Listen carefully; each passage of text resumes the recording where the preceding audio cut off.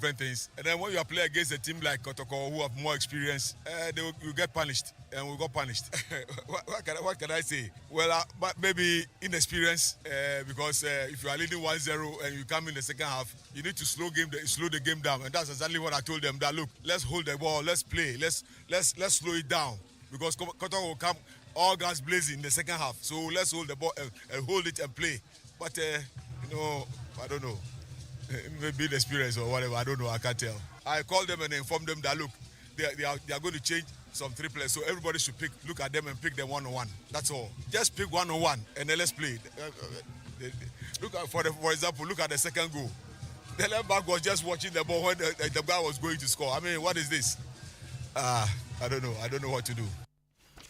And the coach say, I don't know what to do. Then anything else to now, oh yeah, you post that my Bobokwa, if and Legon cities. As I can say na Penfonso Asha now on my property, come. If the name near obey yes, idea, we coach and maintain and the Obojuma. Mama Suleiman. And also same game no or the man of the match or a player Edema Legon Cities. And also Kasai also on your happy man cry. Or here be Legon Cities Edda or league log no so namu lusu against Bobokwa. If an Asano kwa onye chese any jebia and so na come na so still na we be to ma fight back no ma hwe games aka o manimu no. Many anji ese you win match because position na eda no enye kura nanso ebe hwe de yankupo be ebe fight back na akoyitiri na hwe de yankupo be amai mo share go ni wi na mo bobo pa until say omo year substitution no o sharp speed ana akwa ene Isaac Opomo de buy na mo ntimi speed no yes ntimi speed no ebe timi say en keep ball no na mbo no baako nanso o say football de bibia timi sisa intina o say ball na fire so no na o share team na mo lose mo last 5 games mo win here then na o share what sense sa o team ni mu se si ade me de me ntimi nka hwe nanso bibia o coach nsa nti ye hwe de coach be ye bibia o coach nsa no say ono so nim na oye iti players ne say omo nim no mo ye omo do mo coach nso say me nim na me ye me nim what is wrong kra eno nti no Legon City for there anhwa e be wie league na so mako back to A Division 1 na mema no enyo wawa Yenda ni nenremo enso CAF Champions League ni mwana atwere games outdoor na etodwa way a group stage game na se di kan kra na kopio ma hyase efiada no Pyramid etna fiese kana bako a TP Mazembe enso entumi ante oboboku a ye fa no Balasdad etna fie am hye kana miensa ema Young African enso entumi ante Simba etna fiese bako Asec Mimosa enso ehye bako Esperance of Tunis etna fie am hye kana mieno ema Etoile du Sahel enso entumi ante Petro Atletico etnafi amhye kanabako ama Al Hilal Omdurman entumi ante na ananoada na se mediama ensu ewremu ewo Egypt ene Al Ali ekokoboni game no eba na wie no na se eye Al Ali foi achi mediama abom kanamiensa ama ntumi ante mu adabraka Wydad Casablanca etnafi ama ntumi anshebi ama Jawen enso ehye kanabako ndenya kupon ya Adwuma Mamelodi Sundowns endra yes omso ehye kanamiensa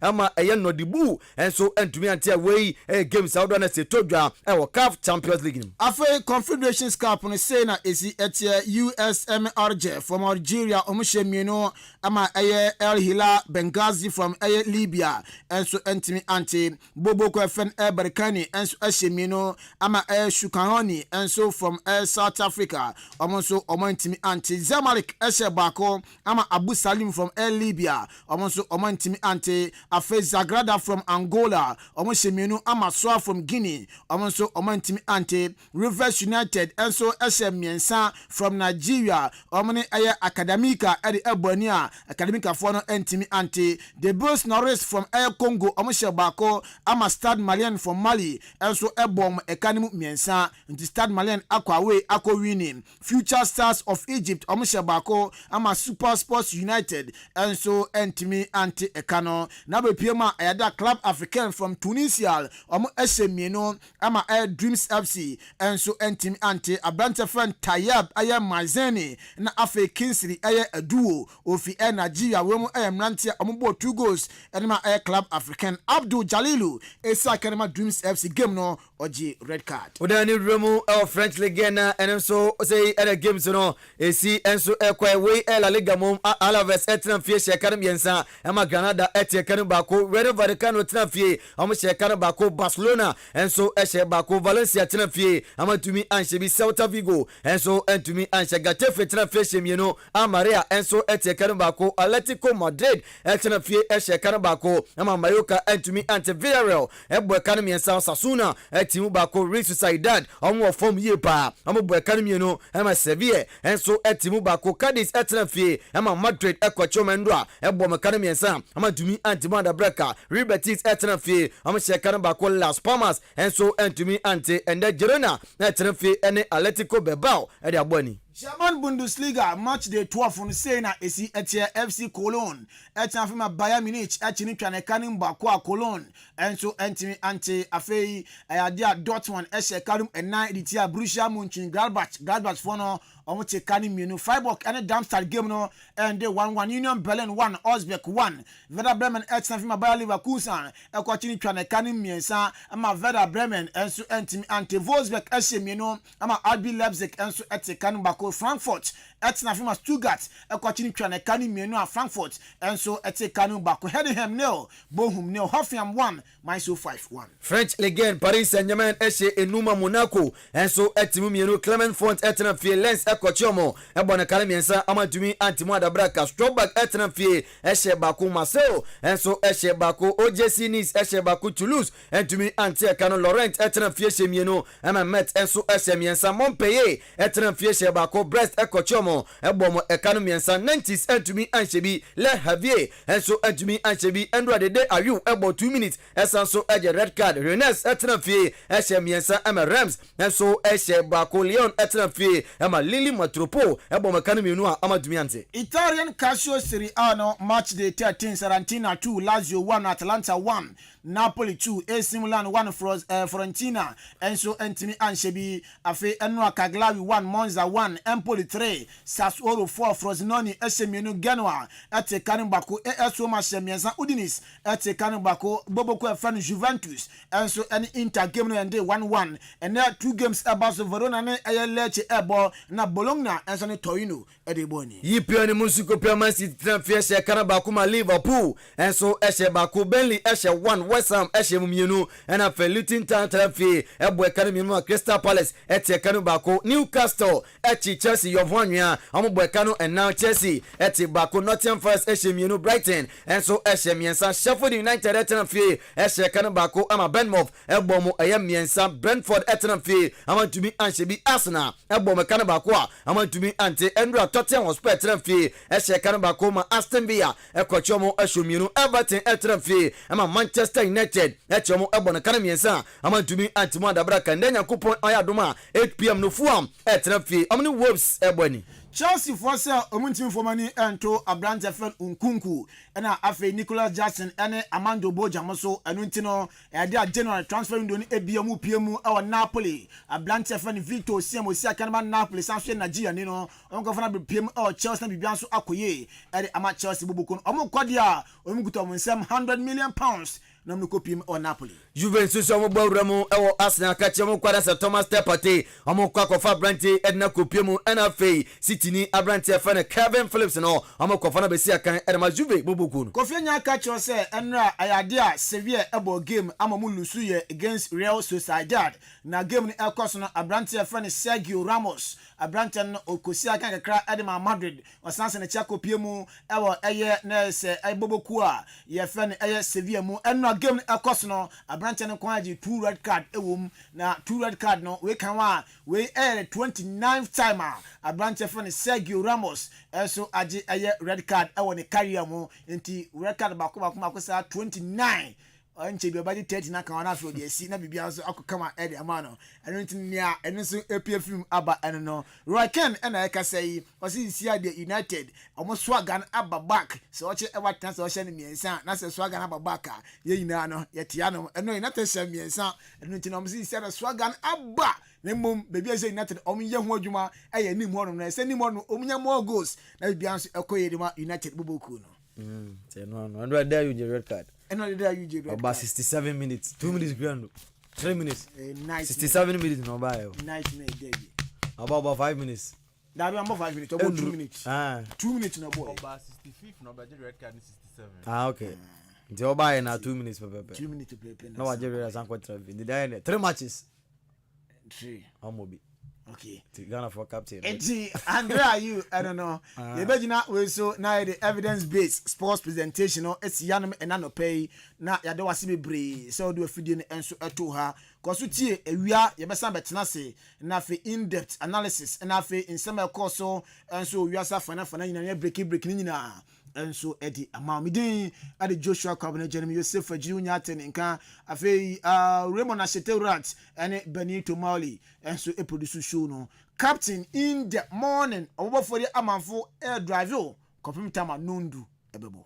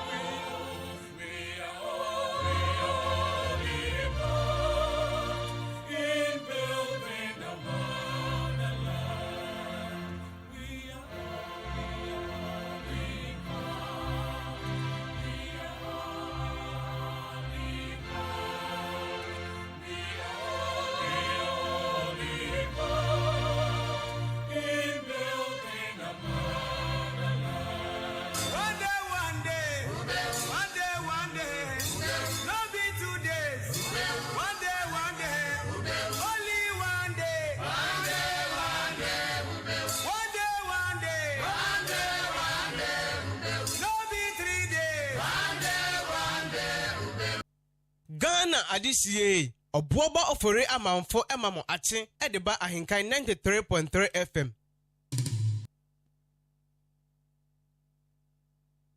Ghana adisiye obuoba ofore amanfo emamo ache edeba ahenkan 93.3 FM. Ghana adisiye obuoba ofore amanfo emamo ache edeba ahenkan 93.3 FM.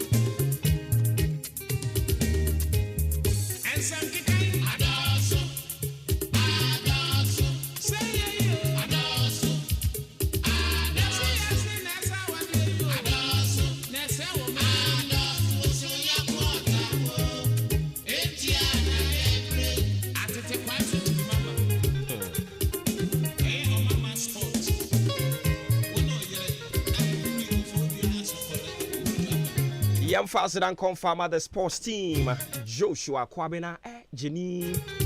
Kofi Ejiri, AJ, and a Ben Mawuli. Yedo Masibi Breya to associate and some matching. And only Jumedian Udin. Sima Edria 9 Pepe na Bapa no Panon Son. And I Jordan. November, they toss with you new and so.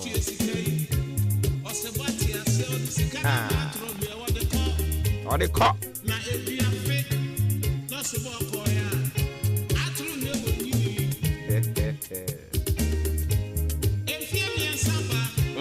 And also,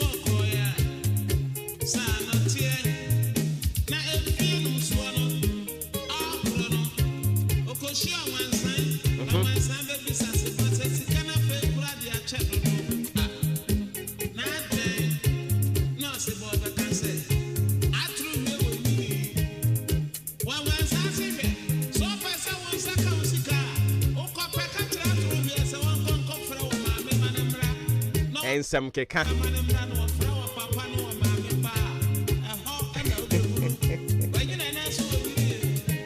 Tie anyum mu nsam yie pa o. Wo de tie anyum mu nsam.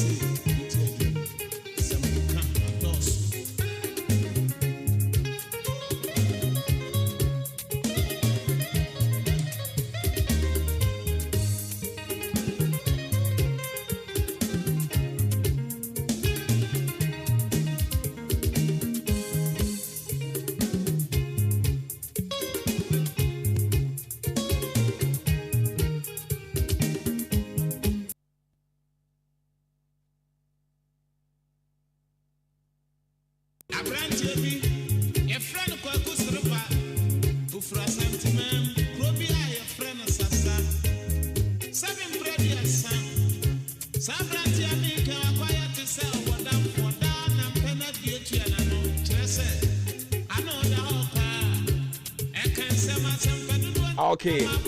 Enti me share na ma utie anwum ne mu ensem na wahunu se sa obi adwuma wone ho. Onipa bia adwuma wone ho. But ebi mu timi gya wo mu de esi ho.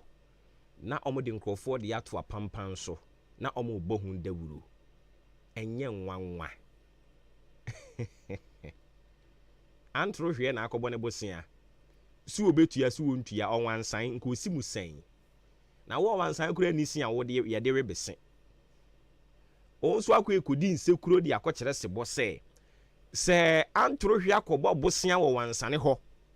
na emfie num ne wontimi ntua na na adwene sɛ osua nti no wɔde sika ne de kyɛ no a wo de ɔkɔ a na so ɔkɔ akɔgye ne sika a ɔnka nkyerɛ antro hwe so ɔnkɔfrɛ ne maame ne papa mmra afi obɛkɔfrɛ wi bɛba nanim ketewa sɛ twɛdeɛ ɔkɔfrɛ ne papa bae a ne papa no kora deɛ nanim kyɛn kɔntɔmoa ei na yɛ sɛ wanyin ɔse a na ɛhɔrom na yɛbisa sɛ bɔ sɛ na ho ane ma wo saa fela no hwɛ oda chinti ne eguso a yɛdi ho nkɔmɔ no wasɛm bi aba bɛtɔ abɔnten ɛnyɛ obia na de kɔɔyɛ o ɛyɛ obi a wogyi ne diiɛ ɛyɛ wo a nea wo ne da kɛtɛ so no ɛyɛ nea wo ne ti fie hɔ no nea wo ne firi maame baako papa baako no wo ne ɔno a o wo ne ɔno a ɛna kɔ na ɛba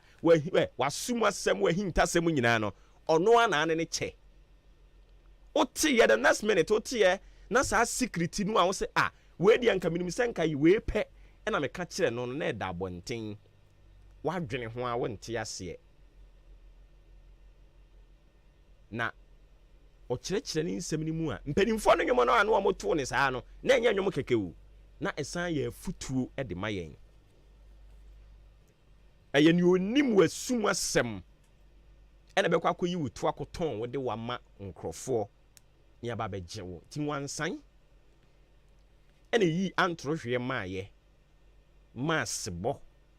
sɛ nka sebɔ nkɔnkɔ kyerɛ antoro hwee nku no because wɔde ne ka na ɛhɔ nom na sebɔ nso yi fela ne de ama antoro hwee sɛ hwɛ ɛyɛ wo a woyɔnko seb ayi wansan ɛna ɔka kyerɛ me sɛ mo deɛ saa na motie wo sɛ mo kora no wo no wanyini kora yɛ abɔ abrewa no no nti mo anyini paa na ɛhɔ ɛna antoro hwɛ so okay sɛ wote me ho asɛm ɛna ade akɔ yi fela me nso mepɛ sɛ me ma wo hunu sɛ asɛm wɔ wo ho na me nka mfa nsi w'anim me deɛ me de bɛyɛ bebuo ne kasa koa nti ɔno nso tɔɔ bese ɛna ɔde kɔkɔ maa ɔwansane sɛ ɔwansane gye bese no nawe sɛnea ɔka na asɛm de kyerɛ sebɔ sɛ sebɔ ɛba a ɔmɛfrɛ ne maame ne papa no antro hwɛ nso so yɛ sɛ back to sender onipa no ayɛ soma ne de message ne baeɛ no saa onipa koro no a yɛsan de besi ma ne sɛ wɔkɔ a ɔmfa nkɔma wansane so ɔno nso wɔnye na kyɛde a yɛde ma no no wayɛ adeɛ ɔmmo ne fela a wɔde ama tie ma ne mo uduru seboduru wansane hɔ ɛno so antro hwɛ sɛ nea memfa mmerɛ wo nie gyeɛ afei wɔgye besi no wɔhwɛ ne din no sɛ ade wɔba bɛsrɛ me anaa onim sɛ me ni se ɛna wɔtɔ besin ɛde abrɛ me abusua nea ɛkɔ wie ne sɛ obiaa asɛm wɔ ne ho na yɛ na ɛnwanwa sɛ ebinom tumi sua ɔmo de esi hɔ na ɔmo akɔgye nkurɔfoɔ deɛ asoa ɛno ne yɛ na ɛnwanwa no ɛno nti ne ebisa no pɛ sɛ ɛnyɛ nwanwa ɔsɛ yɛ nwanwa sie nyinaa asɛm yɛ ho na wo sɛ wo deɛ ne nyɛ nti wo de wo deɛ esi hɔ na waba bɛgye me deɛ ato apampan so wo no wano ate wo kɔtɔn Christ asomdwie nka ho afei wo da tinti yɛmfa nto so na yɛnkɔ yɛnim wo da tinti ɛyɛ ɔbra kwantu afutuo na de sua wɔ mu yɛmpepere yɛ ho ɛyɛ bɔkɔɔ anɔpa yi brɔfo kasa mu yɛ say choose to live a simple life. Choose to live a simple life. Choose to live a simple life. Ete bi a wanhwe a wobetie nkrofo jamboree no a womo ɛbɔ no achi. Na onso so wakɔpepere wo ho akotutu mampɔn mirika. Hwɛ uti pupu a wobidi wate. Uti pupu a wobidi. Enye ye nyina na ya asɛmbɔne o. Ebu ono ma ya na ye nigye bi na asi. Ene ya no amomo ɛyɛ dede. Ɛne nti ya no pɛi ye se. Ne wabrabɔ ɛho sika ɛbɛso. ɛno na bɔ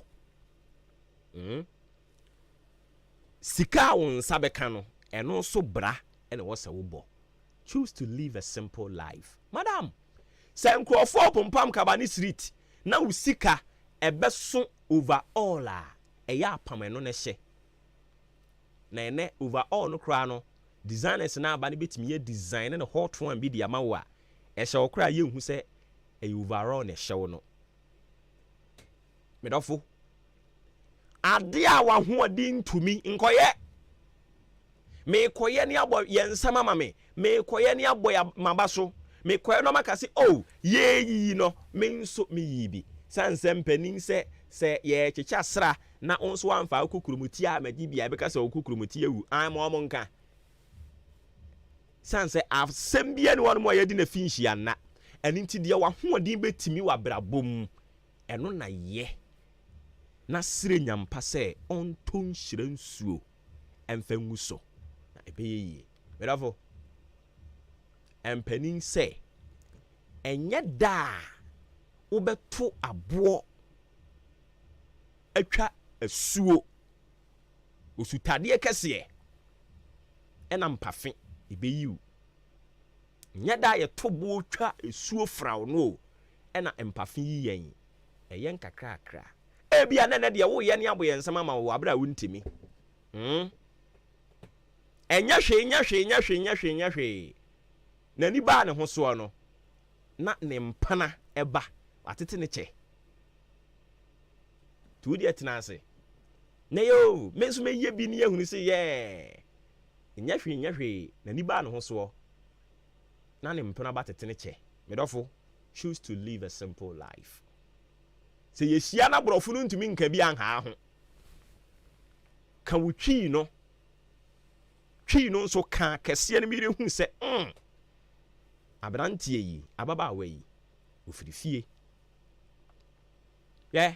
si ehia ne nkrofo ye maba wasem na wuntimi a fa omugya hokope ba bitina din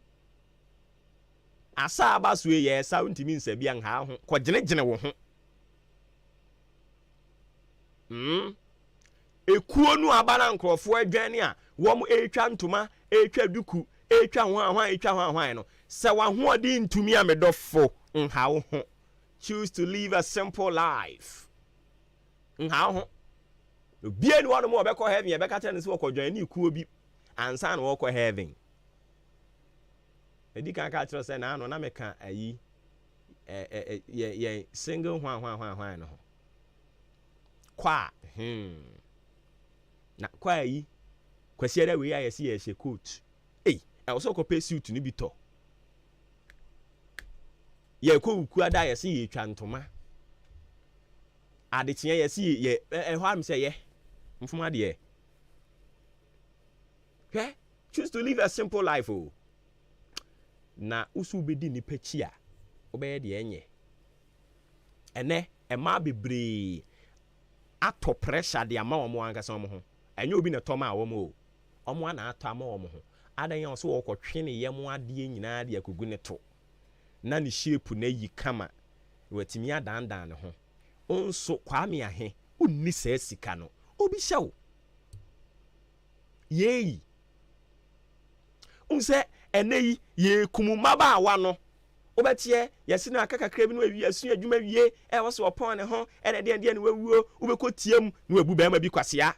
o toto ba ma ne ho ni wire firi se saa ba ma kwasampani no a ene wahunu so kwasampani no ono ani sem na ni mu fifire ene ode ne koto adwuma mu ene oye na adwene se wanya dibria bi agina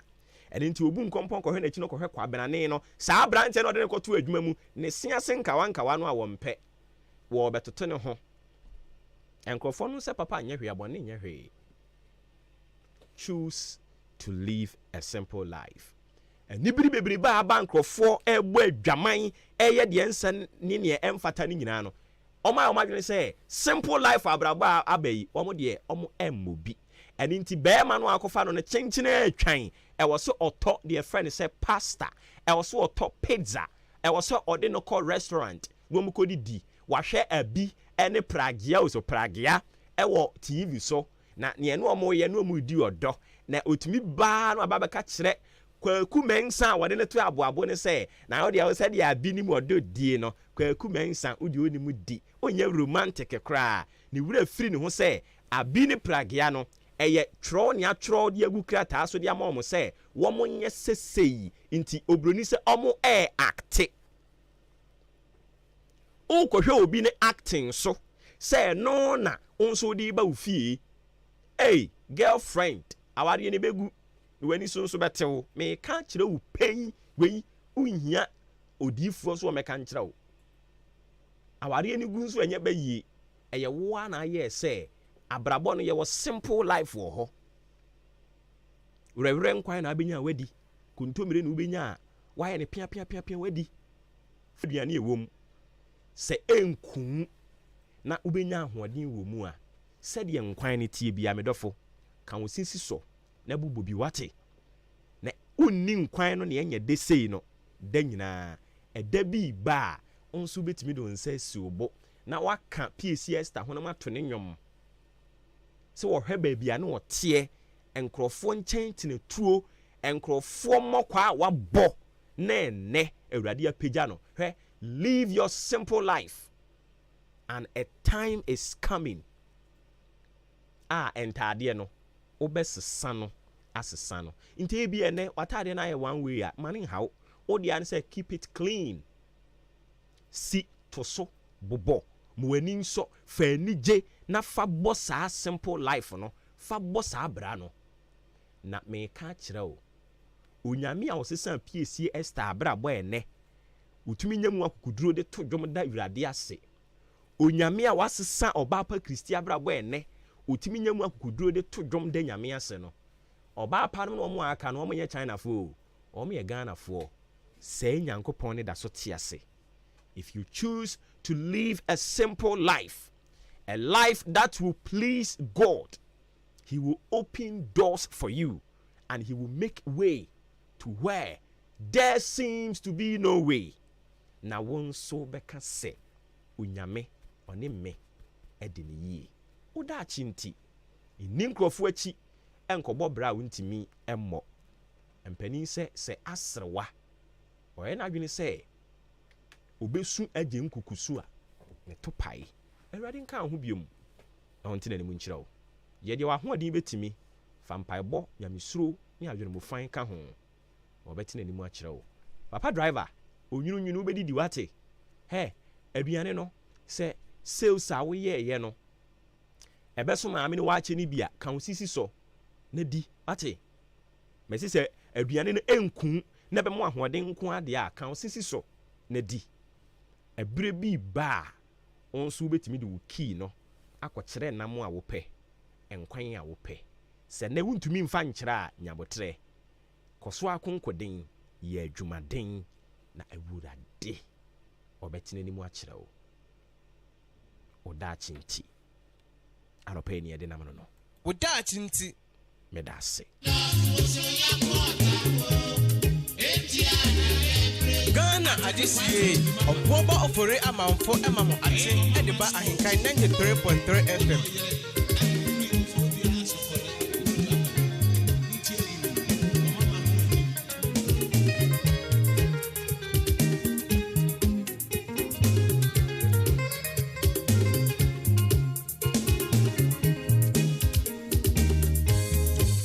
So this one says a glorious happy birthday going out to Dickness Paulina Mafo, Assistant District Women's Fellowship Leader of the Church of Pentecost, Pankrono District. Mama Onkwaso from Obureku Mafo to you. Dickness Paulina Mafo, Assistant District Women's Fellowship Leader of the Church of Pentecost. Now, I said, yeah, Dickness, I did ya 2 more down, hey, you're ready. Dickness in here.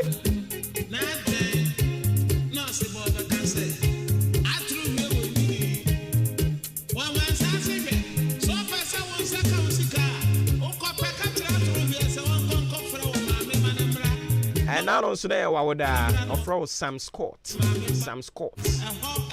So happy belated birthday going out to you, Sam Scott. A bit more friend, Elder.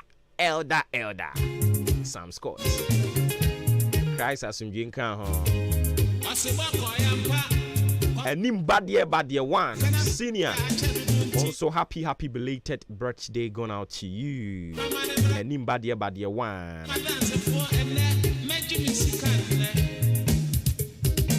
We say good morning. Your friend is Shako. Shako. Shako as me yakedi. Shako to pack. I'll say good morning, Ahenkan FM. And keep on the good work you're doing. Listening and watching live from Accra. Shako. Chairman, ye.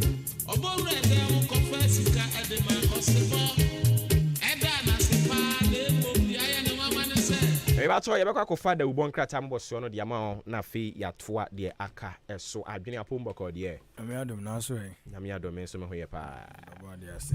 Yes. Okay. Kwaku bibia boko. Acho bibia boko. Ye de radio ase. Radio ase. All right. Say mo weekend no so na bibia ededa boko de. Eno na nke nsu no ye atwa so. Weekend no. Na nke nsu no ye atwa so. Say eno na nke di bibia bebe na wiye. Pensu ni toya be 3 hours 4 hours cry 90. But we say for bibia bonum for 2-3 days back no na wiana no odin nti nsu ni to sa no so na ye mu bi nso de ye ni age pa ba so no so ata afiu atosa da bi e wose ye de ni wie ni hu se afi mu ni nyina nsu toye ene se nsu o mo kire se nsu kura kakra nso san be san to nti nsu ni de to sa na ya nsu to se nsu ni de oni July ya swapping also ani July nyina to July nso so e toye pa afi dan kasa no me hu bosom ya kasa nsu na nse dan to nsu ni de ye ena no ye call akinkansu ye fa ho na nkrofo aduadua aburo ena ne ye bompai so aburo yi de e behia nsu enti sa na sensu ni tia ni wura ne bebo kagu nti ni ye kan o ka ni mu ase awrade ntie saa wo nipa ne so frɛ na nsuo kakra nso nto na aburo ni pagya ne yi nhwere ne saa de ne wi a ɛne ɛte kra no ɛyɛ nti akenkansu kwan no so mpa ɛbɔ no ɛbɔ yɛ no ɛne nyankopɔn so so atia o to nsuo de ma ɛyɛ ɔmanfo a ɛdo kua ɛwɔ hɔ momia nkomra na afei enkomo no ne aka yɛ mfa ntoa so anopa no wɔtwe about per minute baako yɛ matiefo ni na chema makwaba ɛba Ahenkan 93.3 FM so ɛyɛ de bonkra ta odra badwa so na poso ɛne yɛsi adwa no pay de ba besom ɛne die kwan so yɛte akua frakoma studio ɛna yɛboa yɛ ho efiri kodwa pa newsroom ɛnkra ta odra badwa so ne yɛ de ba besom ɛne adwada no pay ɛyɛ me kwaku ɛnin kusi buadumene adwenpa hene kofi mensa dwene papa na papa endi wanim kan na eba besom de mde hyase ɛyɛ daily graphic dawrubo krata no kyerɛ sɛ National Identification Authority NIA for wɔn ɛyɛ ntotoa sɛ mfie maako dunum 15 years ntem no wɔn de bɛyɛ registration ama Ghana for maako ɔpepenson 7 million na ɛno na mo kyerɛ sɛ Ghana for bia wɔ man mu a wɔn atu kwan kɔ bi man so bɔbra no ɛno nso wɔn de wɔn ani asi maako ɔpepemiɛnsa 3 million so sɛ wɔn bɛyɛ registration bi ama wɔn mu nyinaa daily graphic de bɔkrata ɛna ɛbɔ saa amanie sanso ɛna ɔmampani na nadoda nkɔkufo ado kyerɛ sɛ ɔma Ghana fo nyinaa nya awotɔsoɔ sɛ ɔman bambɔ deɛ ɔbɛbɔ ho ban paa ɔka kyerɛ sɛ ɔman bambɔ yasomdwe ɔbɛbɔ ho ban papa ami asomdwe no akɔso adi hene daily graphic de bɔkrata anopensem bi ɛno no Media de bɔkrata watu din sɛ daily guide ɛna ɛde ɛsomo adeshimama na o hwe ne kata fe to so eye ensia na ana obama ne e mu se eye bui power no won mo enso ene eye German ekuo bi no mo akika bomu a won be hwe aboama sisia no eja bui so ko do ma enamwodi betimagya na mo so ama nneɔma atimi enso akɔ ɛyɛ enkan katafeto so ensia ɛna da oboka tai atwa mfonyina a wɔde nsɛm awodo de account tumi sɛ mpanyinfo mu ko di ɛyɛ nkitaho no nyina wɔde obi afonyini ɛde aba ɛno ensɛm katafeto so ensia daily guide ebe kyerɛkyerɛ ni nyina mu ɛde amaw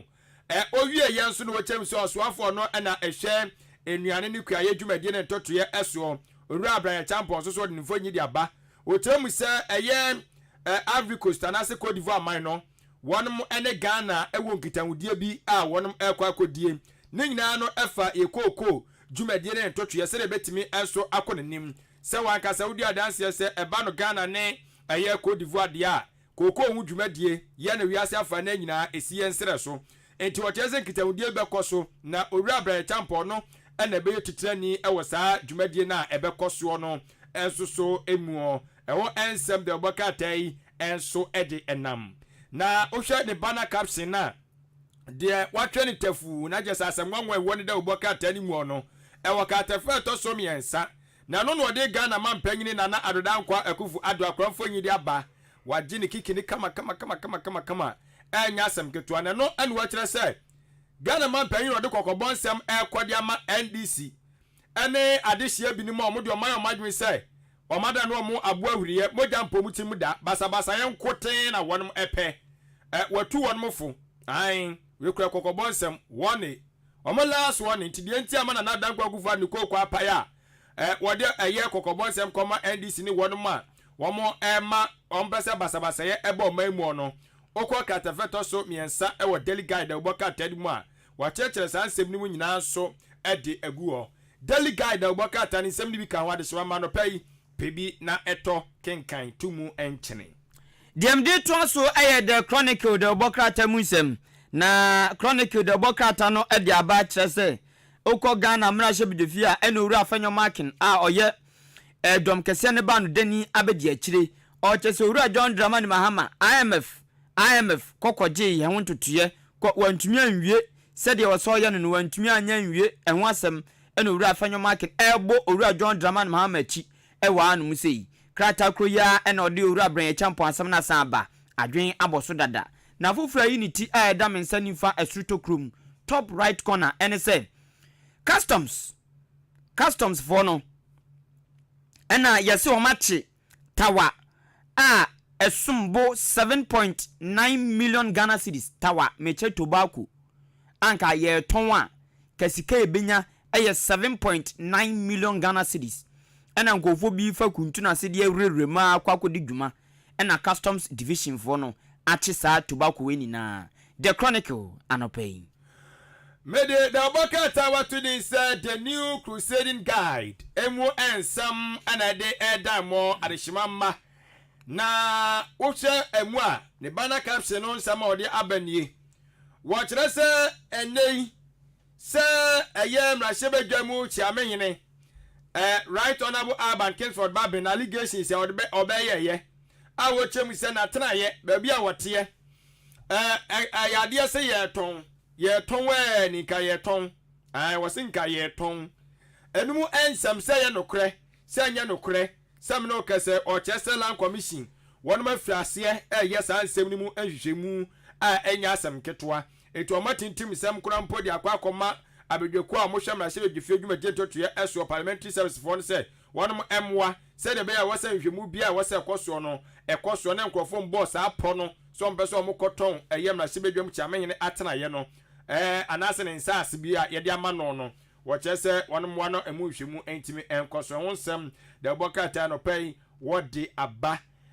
owie ye na wo kyerɛ mu sɛ kopie mu enso ewo kolekote abato mpesu ya so a womo mensini krache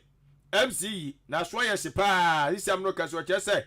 ya twena ase de na kwa kopie mu ewo eye asendibia ne nyina no efa eye ensase bia ewo chiwahyew ama ne home eso ewo ensem the new crusading guide obaka tana no pay wabomu enso amane wo kire se NDC amanyokuo no enso so ene Association of Ghana Industries ayetwam ti afra omo se AJI omo edinkita ho said beya betumi enso aboa ama eja omani so ade hunu omo pese omo de 24 hours working economy de ba no ebetimi enso awie mu edie tenimu ensem de obokata yi enso ede aba ewa hanom a enye asem ketwa na eye Ghana Revenue Authority onuma mo hwa je to so wɔkyɛ so ɔmadwuma yɛfoɔ ɛna ɔmo soso agya ɔmo haw bi a ɔnom ɛfa mu ɔmo soso ada na die tie ho nsɛm de bɔkata so ɛde ɛnam the new crusade guide bɔkata no de nsɛm no bi ɛka ho ɛna ɔde ɛbɛdan yɛ ɛnɛ anapɛyi the Ghanaian Observer de bɔkata Ghana fo bɛka yɛ nkyɛ bia na mampani abede akyire a mprempren otu franka ma NPP amanyoko no saa abra no bo no mɛyɛ frankatuni ɛna ɔka sɛ sese Ghana card na ye frase a womo ye ma Ghana fo a eno ne unique card a se onipa bi akuta bi a edi no danse trodo sampa nipa no Ghana ni Ghana ni people sa card no me Ghana card no a ye frase a ye no ena Dr. Bawumia beka se nkwadan kitenkete pan ya wo mo foforo nso e wo se ye bi ma wo to kan se nche aban be ye bi ama wo mo na no na the Ghanaian Observer the bokrata no ediaba ekyere se nyame bua abosumi aye ba besimu mekyere opanima abosumi nimu no ye be frase aye nkwadan no so de nkwadan ketenkete afune awo mo no so wo mo Ghana card no enche ebi frase na ye di dwuma ama wo mo the Ghanaian Observer the bokrata enedi we ebai National Women's Organizer ma NPP amanyoko no achemta krase de shema miketi jemfu a ene dan musi ya okasa asema okan se NPP aban e de ahoto abre ma papa teze wama ma brabo aya jojo de entima miketi jemfu a ebo NPP aban abaso ewo emmoa ane nsakrai sonko de abre ema brabo so enho asem ane mfoni edanum siama miketi jemfu anso mfoni yede abia ho kama Ghana Education Service yase Golden Jubilee Anniversary one beshe safa no enho asem ewa anum se the Ghanaian Observer kro ya san abo amane e kire se Ghana dwumadie bi bekoso ya to din Global Conference on Cyber Capacity Building Global Conference on Cyber Capacity Building dwumadie baso na bana ebaso no so wiase ni na yase Ghana ene be hosti sa dwumadie no na wei ene de di kan a ye hosti Global Conference on Cyber Capacity Building ewo Ghana anum sei Ghanaian Observer anopay na mede the Daily Dispatch ena eba na watwere ensema oduo bi dia ba ene ebi ye kokko ebi ye tuntum eje se di bi aba na we no wode akane Ghana man panyini ampempe wono aye frankatuni adema endi samanyoko no wura John Dramani Mahama mfonyi di aba ana wode eye ankane chief of staff so wura Julius Debraso mfonyi di aba ana ahwe sade enkitawudie ni sibi ekwa tire aka abotire ho a chese enkomodidie kwaso aya se wura Julius Debra ka bibi agu ankane mampanyini asun ana no so amana attention ono so tie wose aha aw ayino orani mate no mepeu wo de mama betimi aboa wo saa ugidi ese obetimi aboa me o betimi aboa okay mate ye behu de ye beye enti saa komo no na ahwe se de picture na Daily Dispatch de aba na ekoso na ensema wode afia so nie o chem se owura Julius Debla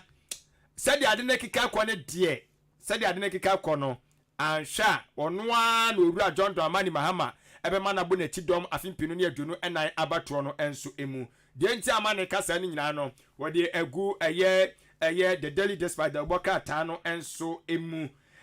owie ye na wo kire mu se eye maame adwoa yebo a afari wo ye oba panyini bi a wono so wagidi pa ba no eye nwoma twetwere mu ene anwensem mu waben wakwadiri wo mu na no na wo kire mu se eye arewosem o se omayi sabio mpanyfo bi anase adehye bi o maye bibi di ato no mu aya abakosem yantimi soso enhwe wono mu so ye wose ana areho pa ya na ya itikofo bu atimi so mabagidi di ato sabi nya din bone ye din pa wose sabio yesimi soso ehwe na yeso wono masene hoahwa wo mo otiase eno enkoso wo Ghana ha na ya na emobo nti ano so katafeto so mienu na miensa de ti amama me ani abra wo kasa nsem gwe nyina no the Daily Dispatch e de aba ene enso anapei na enu achi no kire mu say Dr. Matthew Opoku Prempe Suite napo osuafo na hwe nyina modi dwumadi ntotue eso ya onde abaso bode ne de ade bechi ade besa bia ye bonabaso ade bechi ade besa bia ye bonabaso ni dibrede nsa nyanka he de e be bonabaso saa tiaja o chese ya saa bonabaso a ene anya asem keto de oboka tai enso de ho asem de aba na sanso na eye asrafo omo o mai mu enu ye Ghana Armed Forces for one mu kire mu so omasase bia ni wonom a yaton omasase bia ni wa yaton to wote se yesi o yaton asrafo nsase o asojas fo nsase yesi yaton wo se nya nokore sansem no tia me nya aso mfanti ebe se wadwene keke etia no nsem de bokatai enso edi aba oswafo hwe nsase no obade ne mapa ewo emu ene eso eye Owura Samuel Abdullahi Jinapo ene wo kasai na o kire se good for oil policy no aboa pa aboa ama enei yeguso toto nioma ene ye Ghana otum se ye frango no emuguso a epeja sisi o se o mu enkonta kura no na o kase wodani famu a anya hwe kura no be se waji chemu aduasa Ghana eyade so otum se frango no ye wobi e wo no mebetumi enso aboa ye kata feto so mienu ena nsem we people the Daily Dispatch ede emu amanebo ede egu adeshimama pebina toy na ekenkan timu nchire the custodian de obokrata munsem enam de traso Ghana for beka ya eyade a entutuye ne hye na mo bi akoso a na eyanamo bi a akwese bibrema mani na ya fa adwense pese ni na ye ka bom na ye digabom ye ka bom ne ye digabom na eno ne ye tu din efra no se AFCFTA ya no se wo baba ma ni nchiremu ankasa Africa Continental Free Trade Area eno eyade a akoso dada mpinfo ebibrima man bebri ECOWAS no titru wom aye won tutuo bebri na eno na wom kire se owura baako ono na ye chairman ema ekobia from Africa Prosperity Network APN wom chairman ka kire Ghana ni bia oye businessman ana businesswoman se sa AFCFTA no obia take advantage na onye bibi mfrim say yakonya kase pa abeto no mama titru woma ye business no eno nti APN womo chairman na A2 Ghanaian businessmen and women A2 womo fo say obia take advantage na sa Africa Free Continental Trade no womo hwe endi hu dwuma bi the custodian the bokrata kroya esa ba mane say enche bia ena womo de bill bi ekotom na hyebdi fi eye affirmative action bill na sa bill yi no akwakwa ese so mamu se bibia ni a ebia ye fa adwen bi ye to na mo bi se ebeje ma adwen age mema adwen no akwa se ma ye ge ma adwen ane ye de ma wura nneoma bebremu no ye yi wo mu ye yi ma na frim enu nti asoye hwe ema nkwada ne wo mo bambo nsem so gender ministry no affirmative action bill ekom na shebdi fie na wo mu hwe no se sa bill ne ebeji atum na ababa ye mbra de ewom ni se enya gitum se hwi afi enuma bebro no ebetwetwe ma wuram se de bia bibia ni na se fa adwen ye to na mo bia ye benya ma adwen kire ni enya mema so adwen kire bibia ni enya ma adwen kire ni enya mema so adwen kire cause akwase mprempre bibia ni mema ukom na shebdi fie mema bebri emakitua bi ukwa adwuma ma emema bebri emakitua bi uko baby ni ye kira adwen a ye fa mema na adwen ni eja ma na adwen kire eno no mo jese da bi enya de papa nti ye firi ono mo eno nti na wo mo a process sa affirmative action bill no akotum na shebdi fie a ye nya gitum se hwi ebetwe ma wura nneoma bebri mu nti gender minister chese enche sa affirmative action bill no ye beji atum ewo Ghana anum se mra shebdi fie the custodian anopay na ye to the Obaka Taboso no so e de amaka na se no se e your number 1 account radio station Ahenkan 93.3 FM so eno asugusu a wo etie na me de Obaka Tawa to din ese the Ghanaian publisher ene de nam na o chemu se wanu mo apai abo eno ne afra mo se electrochem no wanu kire se siam no kase o matimi akoso eye adisho mo adan ayefo asene a chese nya asem ketwa enti nioma wodo mo de koma wo mo ene ntotuye a chese mo aye nyina no de Obaka Tai enso edi abaka tafeto so miensa na ensem we mu enkyere mu enso ewo a enya asem ketwa na eno achi no so obeka ya Torinko eno eye adwumakuo bi a ebeto odwa kyere mu se omo pese omo ne tema oil refinery ekabom no mo enso edi dwumadie bi se de be ya dwa frank ne ebetimi so adane dane ne omani ewo makoko ganam ya sam no kase o kyere mu se aban mra ni mu ni panyini attorney general Owura Godfred Dame kyere mu se dwumadie no watu de nan atiam se twon esan se wo ye nhwemu no wo se Torinkofuo no sabi omo nye eye dwumakuo bi a wode ho to omo so a ewiemu die wan hwa no makodi ehwammo enti osisiam no kase Torinko ne eye to wono mo enkabom a na akomo yanim so mekabom aboa na eja frango dwumadie ne yetimi aye bi ogana hanom no wo chese eja Gofredame etunan atiemtem mu nsem da boka tadi abaka tafeto so miensa semi mu chechire mu nyina no eguo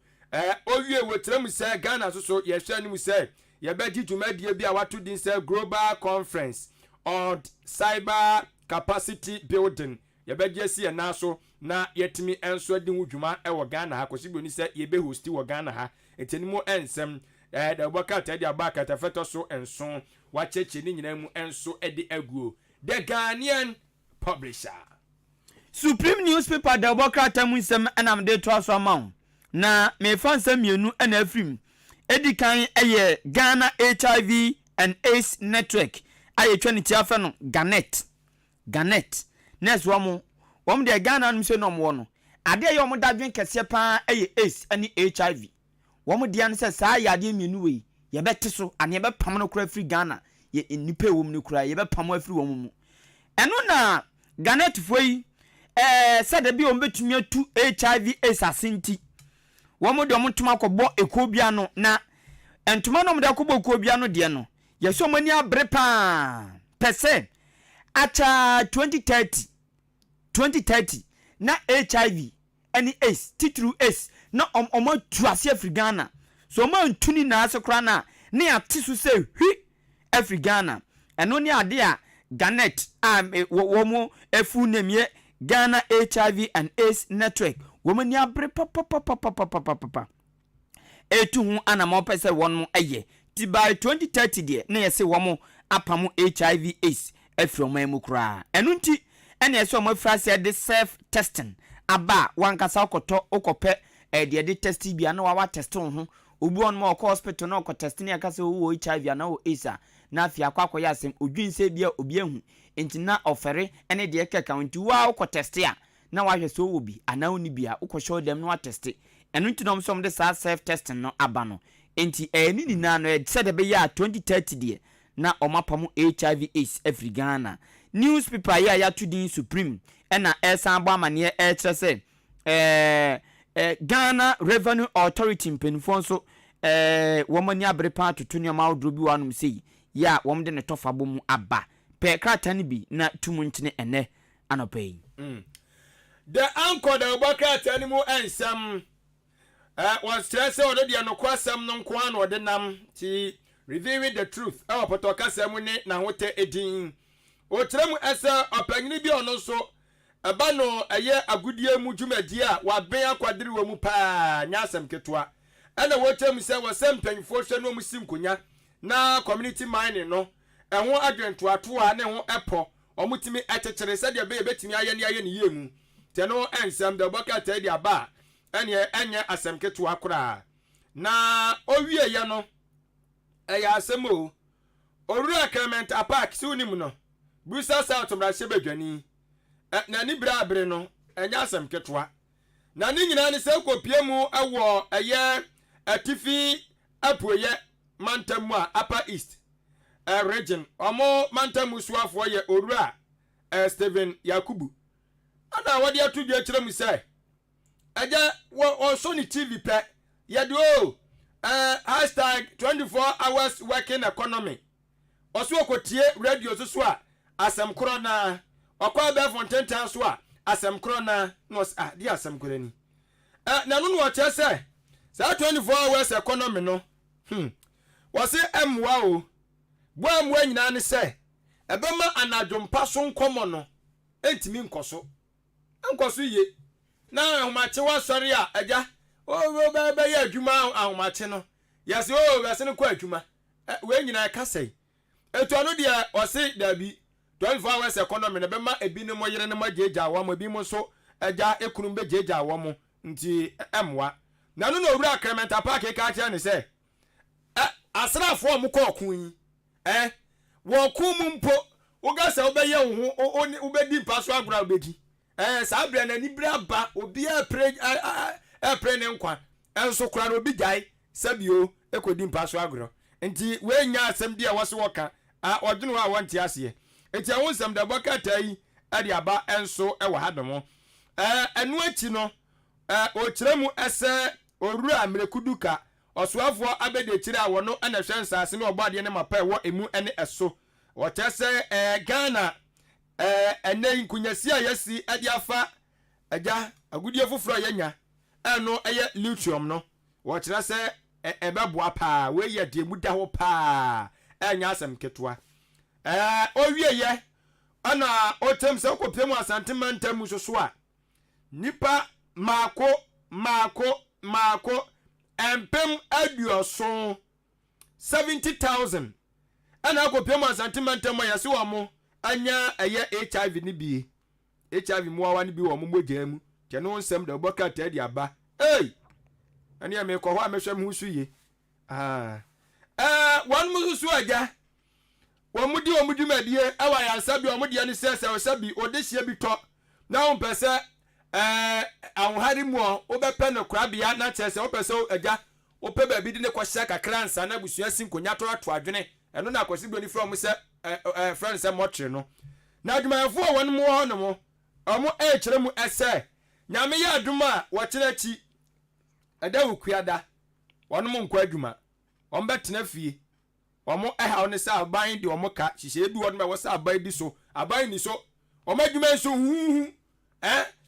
o efunu ya kasa trafunu kura mpo be se dohuru mienu kura wo betomum na omo no dwuma beju funu sabi omo siesie ne kama omo adwuma na no adi o ehuwom unya be makukuduro ni no oba kukuduro ni a untumi nye na ne nyina achi na sabi omakatwa wo sensem eno so akwa bibia ho a na je se ha dwito mo che so mo be ko strike tie ho nsem de boka tadi aba de anko ne kwasem oda na die na no pai abusuafo na me de akere wi Republic Press de boka temu nsem na me de to aso amawo na se de na adwen ka se panyu bi kire se sa 24 hours economy no ebema wo muntumi nhia wo mo yirenum ye no na krata asan de abase minister bi na kasa asem no Republic Press kroya es abamane say Social Welfare Department one crime womachi nipa makomako nsia na nipa nsia ya dom koye ne say womakofo obi na nipa na say yarefo no mo de giska se san akwa ne nya yade ni ana ma say o yare no mo de giska stress riska nti ate say nipa nsia no Republic Press de bokrata ene kasa asemi na ohine into nso kane twetwe former NPP amanyoku a yesi oye Alan Nipanti NPP party no apam na free party no mu no ena oka se so o betumi aba NPP party no mu bie ma akira wo ma yi Dr. Bawumia free ho e de Alan Chamatin abe flag bearer for 2024 election eno de so o betumi yesa nkwan de a ene wo mu ni na te se wo mbeba sesa wo mu yamu na aba abeka NPP party no en wasem e wanum say the Dr. Alhaji Mahmoud Bawumia ne rani meti wasem enam so me dimfoni makomako nsia aba edikan ayowura matu opoku prempe napo etosomienu eye doctor ya osei edutwum etosomiensa eye onumnyafo seche mensa bonsuma me fremo sei opare afi owura Joe Wise ena owura John Kuma ni pensia emfoni na aba sese hwan ena ebe running mate ama Dr. Alhaji Mahmoud Bawumia na nke ni pensia mu bia ama na nke abeyi MPB afi empotam ya nke be fo Republic Press de bokrata na ebosa amani owura Brian Champon so boss body no asan ayiniti wa ha krata ni musembi anope no Daily Post mu nsam enie o o kire mu se CCM no ekasai Mahama ne 24 hours economy no enua na edi ahim ba bia befa bia agiba bia na owura Joe Jackson ana ekasa yi ana wo kire say sama ama 24 hours economy ne de no kwasem ono yo obi a eba no dwadie ani sikasem do tuem a wa bin akwadiri wom pa na ayade emuda ho kre ebe boa pa te won nsem de obaka tai e de aba ovie ye ana ankane nkitaodie kwa ntrafo panyi de ma MPP amanyokuo no former adentam rasebedwani empempen wadno wakodom afafranto ekuo no nti eye butterfly movement na sisi a wo join orura boabia samwa na kasai wo trese MPP mu no de egu amanyokuo no eye mafia ni gumbe ye be posesi a no wadi so ato nwan eno na egusu ekoso na amanyeko ni payifo anhwe no man trase no man nyansa mafia ni gumbe no mo bo amanfo wo mu na amanyeko no ne forma na ebo no owura bo abia samwa na duwe na mo daily post nso no otete ho na otwamfo nyini ne kama de won nsem de kan ho na ode aba aja 24 hours economy yedika di ho komodada Clementa Park na ni bra abre ewo eye owura Steven Yakubu suo won nsem de oboka tenso de aba daily post dia wode nam abusuafo enie the informer the oboka temu nsem enamde to aso amaw na yesi katase share corruption ye frasie bobo nkrofo bi ye the allegation to om so ye den sa teneten wo so ye ebo om so bo se mo corruption mu na mo ka hu bi na no ne akobo NSC boss ye so no so corruption no boom pa OSP Office of the Special Prosecutor Nana Muntobi and Aquako Yi Uraidin Abase is alleged say papa we so corruption into the NSA boss nufo niaba and the ura kisia jabin Office of the Special Prosecutor ono sunfo ni aba omumie nufo ni da no mse ntina say ohwe OSP anima utum se ono pressure bia na no so kra na so hwe NSA boss na utum se na so ahyepan hu se ono amu ni trimu obi ntumi ntire the informer the bokrata eno corruption de enye ntu o ye corrupted jai the informer kro ya na Dr. Baumia say Osre Ghana Revenue Authority say ade omo ye ne ye pana so omo focus more ewo enkofufu from abeka etuotia no onze bi no na Ghana no mu ntuato yes but no mu ye adwuma wo mo time so wo so mu tuato ne ade nso no mu ntua na nso nyame adom sankofo na ya fish omo out ade omo abeka document bibia ho ama esi omo so tua eto eno na Dr. Baumia say GRA en focus more e was new taxpayers no omo focus more wo mo so the informer the obokrata no na ebo sa amani anopei the Metrolens and the nam o tremu se enne adisuafo a one mo pa akwanya e wo school to aso emu no enne mpanfo behwe na one mo enso release school so bunya ye no e dia banti omom twa BC no wo chese na mu nhwa ni mu school a wunya ye enne mpanfo behwe no de abeto montene katafeto so ensia ana the Metrolens the bokata no e de amanebo wei enso enam de aka ni nyina ye dika de asomo de bokata wodo na de kan e de ama oni mu dada enti wei ni ba kwa me fa afri monti mo amotwa BC no o se na mo nhwa de mu school no replacement ne hu sunsuaso be ba monten so na agya muso matimi di mani e de akire Metrolens de eno no ye de si okay mate my nasi na fe ye na ye ntoa so e wa ha eno mo na dwumadie bi course wo Breman asikuma tano no ye chi he ya Central Region Breman asikuma ye se wo mu di odwura afache bi wo ho na eno no na ayi ko bi ye akasa ye brand champion ko bi okoye na 24 hour economy na de na o mahunu wo mu asa de ye hunu na o mo yi okoko kan ho asem Breman asikuma fo ahuro ne papa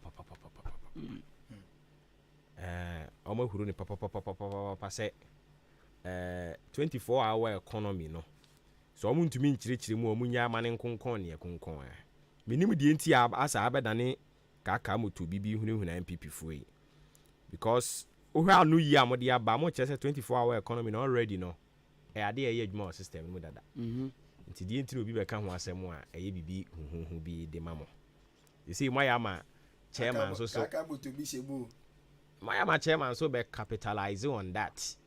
And so you can anko no keke bia ko keke wo. Say my ama ne campaign ni nyina kra no obey agenda no for 24-hour economy. Yana to the bia man yourself so mo to me man ye bibi ho. Anyways, me na mase na fe yenhwe na yemfa ensi ha na yentoa so me da se bebre. De ubo enkrata mo bo so abusua no na atwagu sisia no. Yade aseda no ebekọ amanuanu mo mbeka yen ho ma yade ho amanebo ede ema wo. Afe yetoa so na enkomo no ne aka wa ha no. Yatimi ahyase ede ni nyina kama ede ama na afe yakọ yen anim. Ena no ne nya ne ntie se alawa no teacher trainees ne nurses trainees for no ade a omo alawa no aba alawa no omo kire se aba ne e ka se o omo kire se boso me be se nson konwotwe nie ene alawa no emaaye yakohwe ebisa sa he na aba ye se boso me mienu na aba boso me mienu na aba no enom so boso me mienu na aba ne nti ade a enkrofo be gina so no mato aba ede ama aben yi ote so ne se na wa na wo se bo se obetia alawa eti wa se bo se obetia alawa na ba eno no ye bibi foforo ana enom just yes bibi foforo because obi ba ye no obetwa mu obi ba ye obetwa mu no omo de omo asan ba no omo asan de aba enti no na omo tia o se e bo ma ba so ene se okay yate nti ye jan komo no ne aka ne de ahye Ghana fo no ankasankasan nsa se wo mu gina no so na omo de atoa so ana omo gina no so no de ayede de ni nyina no e wo Ghana fo no enchen but na no na me kan la wa ne ho asem de akere wo se the brain behind alawa no a e wo ho no from 1960 Dr. Kwame Nkrumah de baye botae ni nyina no was to encourage se enkrofo ani beji teacher training ne ho as at that time no na as a dodo no ani nye teacher training no ho nti den ye be ya ye de be encourage wo mo from 1960 ebe pem sabre how many years and awo ho no mo a so can't we do something about it okoka amanyofo no so won ntiase if still now no ye pese alawa no wo ho no mo a then was ye because say ye de anoto so se betu alawa no na for 6 months 7 months e ma ya yenim sa ban de wo ka den ya obetu ya de but for 6 months 7 months a e ma ye no is it that abani na eni sika eni na ache saa no sabani na eni sika na ache saa ne de a e na den ye nyim firi ho we no it calls for encrofa on mine no e do makoma so enya MPP o because say o can say ya MPP ni NDC for ne te ho no mo a o me be ya amanyosem one will think say bia o kasa de ama baako ye de MPP NDC ene ye ne o my Ghana na yenko ahoma ne so na ye ne Adumbisa Pascal or ye national president e de ema anesesefo ne teacher fo a eje entitiye na mo ba be kira de anasa disuafo a mo je ntitiye abe ya anesefo ene teacherfo no we kra de ono no de ne ye midwives ye ne no enkonkotwetwe enkomo Pascal o tie kan FM suni mache. Please, good morning. Na apumbo ko de. Oh, by the grace of God, I'm fine. How are you, sir? Yeah, we are also fine. Anope about when chen enkomo no is so simple. Last week we heard the government has paid 2 months arrears. And after that, you know, your sense was to say you are still complaining, say assign akabi. How many months and be in arrears? Mamoka says still you are still expecting more from the government. Okay. Thank you so so much, sir. I'm grateful for the podium. When you look at our communique in order to the release of the finance, the allowances, that's 2 months to our members, we had an engagement, that's a meeting with the Ministry of Health on the 1st of November this particular year. And from the Ministry of Health, that showed us that there was some financial clearance that was issued from the Ministry of Finance. That is 7 months from the Ministry of Finance to be disbursed to the students. Then we communicated that to our members. And we got into that we have been owning our students for about 2 years now. When I talk about 2 years, it's about 20 months. So we communicated with them. They said the government cannot clear all the 2 years arrears, but they have only granted financial clearance for 7 months, of which we should be expecting that 7 months latest by the 15th of this particular month, November. We communicated this to our members, and I told them that they should remain resilient whilst we put in for the rest of the arrears to be cleared. On the 15th of November, we didn't see any sign of payment to our members, so we made follow up on the ministry just to remind them on the commitment we all had and the discussion. So they told us that they were rectifying some discrepancies and then validation, and the money will be paid. And last Friday, the money were paid. That is 2 months. And the 2 months payment that was made was even to just about 40%. This is 50% of the student population received that particular 2 months. So about 60% didn't even get. Some other people didn't even get the one that was paid on the 28th of March. That was 3 months. Others didn't get. And these same 2 months, these same people didn't get. So we made inquiries from there, and they said that those people who didn't get will be getting the 2 months this particular week. And the question is, we had a meeting at the Ministry of Health, and I showed us that 7 months financial clearance has been disbursed. What is preventing Controller General Department from releasing all the 7 months to the students, but have to release only 2 months? And even the 2 months came for only 40%, without expecting 60% receiving this week. And when will the 5 months be paid to our people? Even after having been patient to agree that, okay, let 7 months come to our members, once we wait on the 18 months. So realize that this thing has been happening to us, and it's been unfair on the side of us. The students are starting in their various campuses. They can't even pay their fees. Yet they still have to go to their facilities, hospitals to do clinical. They have to go and rent apartments. They have to send themselves to the place. They have to go and see themselves to work. And the study was conducted, and so they said that about 40% of the health delivery is done by this training. So if people are contributing significantly to the health delivery of this country, don't these people deserve to be given the priority? So realize that they are not taking our patients for granted. That's why we say that we are not going to take it on a low trend. If government doesn't respond to us by giving us the 7 months as we all have agreed on, the discussion with the ministry, then we will have to take the next line of action, because we realize that our patient has been taken for granted. Okay, so help us understand it very clearly. How many months are we talking about, and it started from when? That's what I'm saying, that it's about 2 months. There have been arrears since 2022. 2022? Yeah, because there was arrears from 2021. And those arrears for 2021 were not even cleared for some people. There are some people who, as we speak, and there's some training nurses and midwives who are still having arrears for 2021. There are some training nurses and midwives who have, during their tenure, since first year to their third year, final year, and have not received anything. And that is the situation of about 60% of the schools. Those who are in third year, about 60% of them have not even received a stipend, a penny. So we were told last week that some amount of money has been disbursed to you. Was it true? And if yes, how many months were paid? Exactly as I stated. I said 2 months were disbursed. That was on Friday, last week Friday. 2 months out of the 7 months? Out of the 7 months as we agreed on. And have you found out from the people, I'm talking about the authorities, why they owe you 7 months but have decided to give you this 2 months?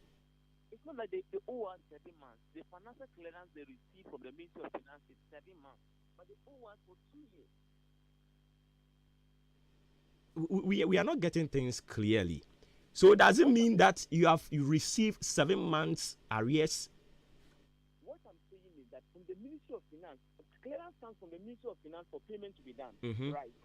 So when we had the engagement with the Ministry of Health, the Ministry of Health told us that they have received financial clearance from the Ministry of Finance for 7 months. For 7 months, okay. Yes, for 7 months out of the 2 years. You get that? Hmm? So out of the 2 years, it's only 7 months financial clearance that they have received from the Ministry of Finance. Okay. So we were expecting that the 7 months investment will be done to the students because you have received financial clearance. Oh, okay.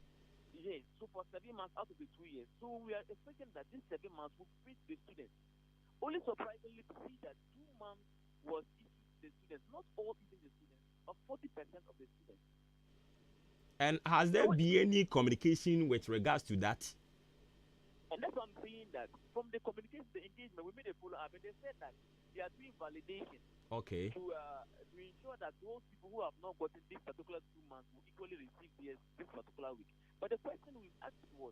what is preventing the other 5 months from being paid to the students? And they were saying that Controller General Department, the money, but they are not releasing the money to give. And that's what we are finding difficult to understand, why financial clearance will be granted to Controller and General Department, and they are not granting approval to give. So that's why we said that if the Ministry of Health, they are stakeholders for this matter, Controller General Department and the other person as far as the allowance is concerned. And we don't understand why even 2 years that nurses and midwives have to even still agree, because that's one thing, we remain resolute. And we believe in the philosophy of non-violence, diplomacy, and dialogue. That's why we even have to agree on 7 months out of two years. And did you ask when the rest of the months will be paid? You see, when we ask, there has not been any resolute or maybe precise communication on that. It is just like soon, it will be paid soon. They're expecting that the release will be made to give, and then it will be paid to us soon. And I don't know how soon that would be, because we have been given these assurances for long. We have been given these assurances for long, and that's why I'm saying that as an association, we believe in dialogue. But our patience has a gate. We have patience as the limit of this particular country, but it has a limit. So these 2 years arrears you are talking about, is it only the Ghana Nurse and Midwife Trainees Association, or it cut across? It cut across us in what? Teacher trainees, I don't know whether you have heard from them, whether there has been an arrears for 2 years, as you are talking about, for the Ghana Nurse and Midwife. I stated earlier that, and then I'm saying unequivocally that there's no cohort in this particular country. There's no sector in this particular country that are being owed for 2 years, as far as allowances are concerned, except that of the Nurse and Midwife Trainees Association. That's why LON said that these are people that significantly contribute to our health delivery and should be prioritized. See, when we are in a country where we don't honor our heroes, then it is not a country that does not honor its heroes. It's not worth dying for. People that are risking their lives, because when you go there, when COVID came, there's not a respect of person, whether you're a trainee or this. But these people stood in the ground, the faces of all pandemics, to save lives. These are people that contribute to the health sector. But we are placing less priority on it. And that's why I stated that we have patience as trainers and midwives, but our patience has a limit. So what we have realized that that's why the fact that we are coping up, we are being patient on the matter, showing the lane of diplomacy and dialogue. Things are not working the way they're supposed to be. All right, so since you have been given an assurance that the rest of the monies will be paid this week, let's hope and see. We will definitely get in touch as when the need arises. It's a pleasure talking to you this morning. I'm grateful. All right. Adumbisa Pascal, National President, Ghana Nurses and Midwives Trainees Association, and Komono. So I was even talking about 7 months, but almost say for 2 years. The last time I was talking about this thing, and analysis waha no biti baby no so on ye and say it had more. I don't expect omo 80 minutes nyina so me be ya adwen no amemu nchichire we de na adwen be ba na we de ne aba na ye mpanimfo ne di animu no so omo dwen ye ho a we kire na adwen a we kire na adwen no na ye nyina de akame together na obi de ade aba since 1960 Charity free me how many years down the line. Just a dear be mpanimfo ne baba ye de to ha yen ye betam say ye to aso no ye tam say ye to aso na ye de yamanyosem ne asɛ no hwɛ ko fatema motorway ebri akwa me nkroma ye tema motorway bepem saa bre ono ne de na oyeye no e fa bibire nu awo ho yen chirima no de no yen ya ba ye se technology advance and inti nimde na dɔɔso no yen de ye nyina tema moto we kokɔhwɛ an eyesore rehosem the way I bu on my Ghana no mummy heard you na obi di ade aba from 1960 ebepem sabre how many years 60 saying 63 years and ye di hu agoro saa ni aka tell say betua arrears your friend is saying allowance ya so boss ye betua ma wo no eno for 2 years na maaye wo kan na ye de yamanyosem say sika na eni ho no mo a just be very honest with us mama mfa yamanyosem and now na make tell say NDC abreso one more alternative for me de buy and say teacher trainee allowance yes Kwame Nkrumah de aba abotire nyina say or the encouraging crofo say na be ya omo nyina betumi adan akọ no makwakọ gentete ya practice ya for some time now but baby ya duru ne hu ni say oman no sikasem enye enti sane be ya yenyim free ho kra man crofo ani tutungu om nsem omo alternative for me de buy no it is not an insult. Yet how mu de bia no a ye ka say politics of insult no enye e wo say ye politics of ideas competition into wedding ideas be ba no de de aba e ya na ye binim so omo nko na Ghana ha amamu hu nyansa nyina wo omo ho enti say free ha na e ba de aye mfa. Are you telling me say ni NDC for be kan na nto asum so okay ya practice ade no for some time now ye ni sika wo ho. And looking at and now na me catch now looking at the deficit as at 2020 schools under trees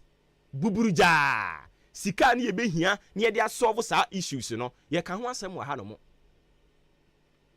about 3.5 billion Ghana cedis and as at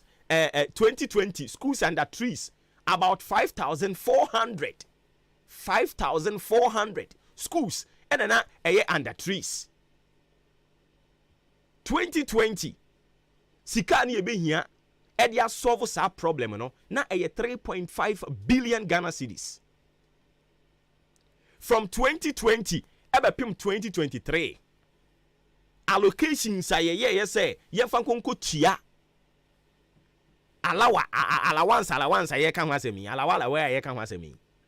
allocations nko ya from 2020 ebepim 2023 3.7 billion Ghana cedis. Any allocations yes say yemfa konko solve sa issue no. So we were here asking questions. And ye be some penny for wa hobrasium say. Adentina infrastructure development wo ho. Na consumption wo ho. Meanwhile no, it's not like we can't do something about the consumption no. We can do it. Because already no your scholarship secretariat ho already no your student loans and also so policy no nyame adamu amanyofo na mkokofa de bae se obi ko university a or enjoy alawa said the moka see yentua 11 no I was see a mom so tia se baby ye dru no se obi tumi ko university hwe school fees ya tela omutua ne ho na ono on enjoy any alawa ni aka che ne se ono no incentive e wo ho de ma no e student loan into obetimi apply for adenti na babia yeduru no yanka no kora nkyere yen ho na yenyaa amanyosem ese babia yeduru na busuafo alawa ne de adwempo na ta kira Kwame Nkrumah de bai na ye kama but imprimpri ya ye kasa yi mu amuni babia ye wo enti muma yenyinu mfiri ho na alternative NDC for de bai no nyansa wom yemfa. Are you telling me say free NDC for NDC for sabi omo nyansa for Ghana na NDC for now no be catch say free senior high school mo sha se nyankopon hira mo de ba from 2017 and I keep saying say whoever that will stand against free senior high school is the greatest enemy for this country. It's free senior high school na now they buy handsome idea perfect now constitution nim and why implement it why are there priorities why are there but you are practicing from 2017 ebe pim sabri eden yetimato ba akom yenu bi beba ho eni timu me nkyira ya adwen NDC for can say review yet MPP for say review no ase kyerɛ ne say cancel etwa ne ho a afei moko IMF for ka kyerɛ mu say you people should review the free senior high school IMF for the sabrofo ne ba ne de omo ye oburuni omo kan mate na is that how ye kyekyere oman sa adwenkyerɛ ne firi ha ba de enye papa but if you won kwan ho ba de papa and I have said it and I'll continue to say it say NDC for alternative for me the buy was the best say baby edu na ye alawa no ye ntimi ntua because ye beka tell say ye betua na akwakọ ye ka na eso aban no for 2 years alawa ye tua ne muturo modwo entire ne ade ne ye nsekiri ya no ne ye nka nkyerem say busuafo baby ye duro no ye yi no afiri ho enye se ye yi afiri ho mamani atutu agum nsam student loan no ye hyemu kena enye mo na mo kan say de ohia na Ghana card and now no make say student loan de ohia na Ghana card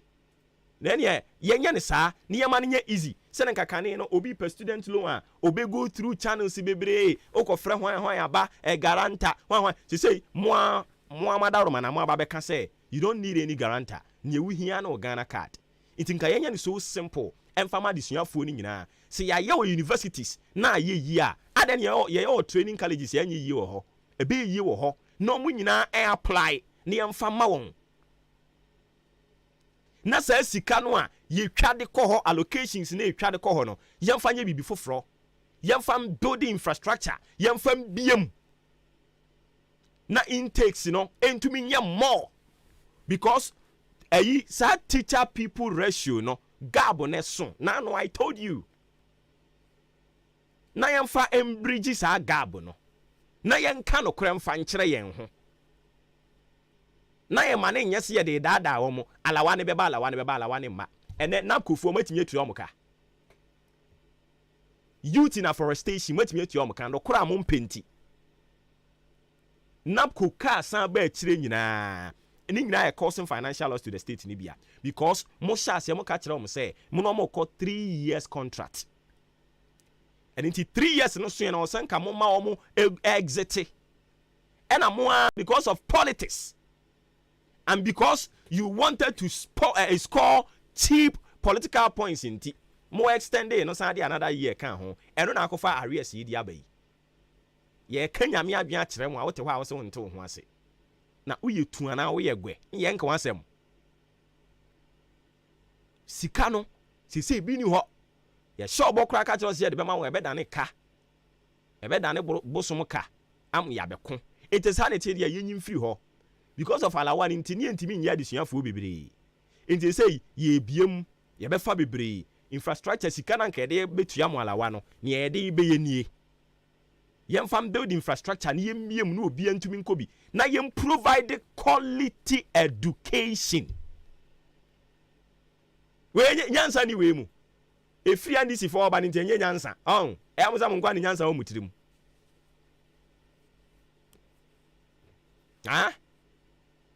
amuza mo nkwa ni nyansa o mutirim na yem miem obi aba ntimi nkobi ene Ghana School of Law kane no unye sikani ba pa na untimi nkobi but ene omode nhihye egu akwan mu omo ye review innovation say ba mu no ene one hwe ya it will get to a time where one house one lawyer ebeba so because nkofu ani abre omo push omo ma en kan tete yesi ukokuro bi mu akuro no de efie biem na lawyer wo mti yesi one house one lawyer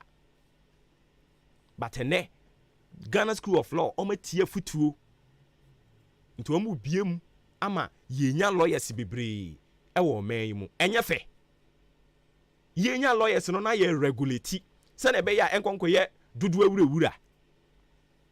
swati ase sa na ye de kekere oman na mo de politics nti because wo benya vote e de free trainees fo ne ho nti no aka kyerɛ ɔmo sɛ yɛ de alawa de ba meanwhile alawa no ntimi ntua mfie mienu kotua no akotua mfie nson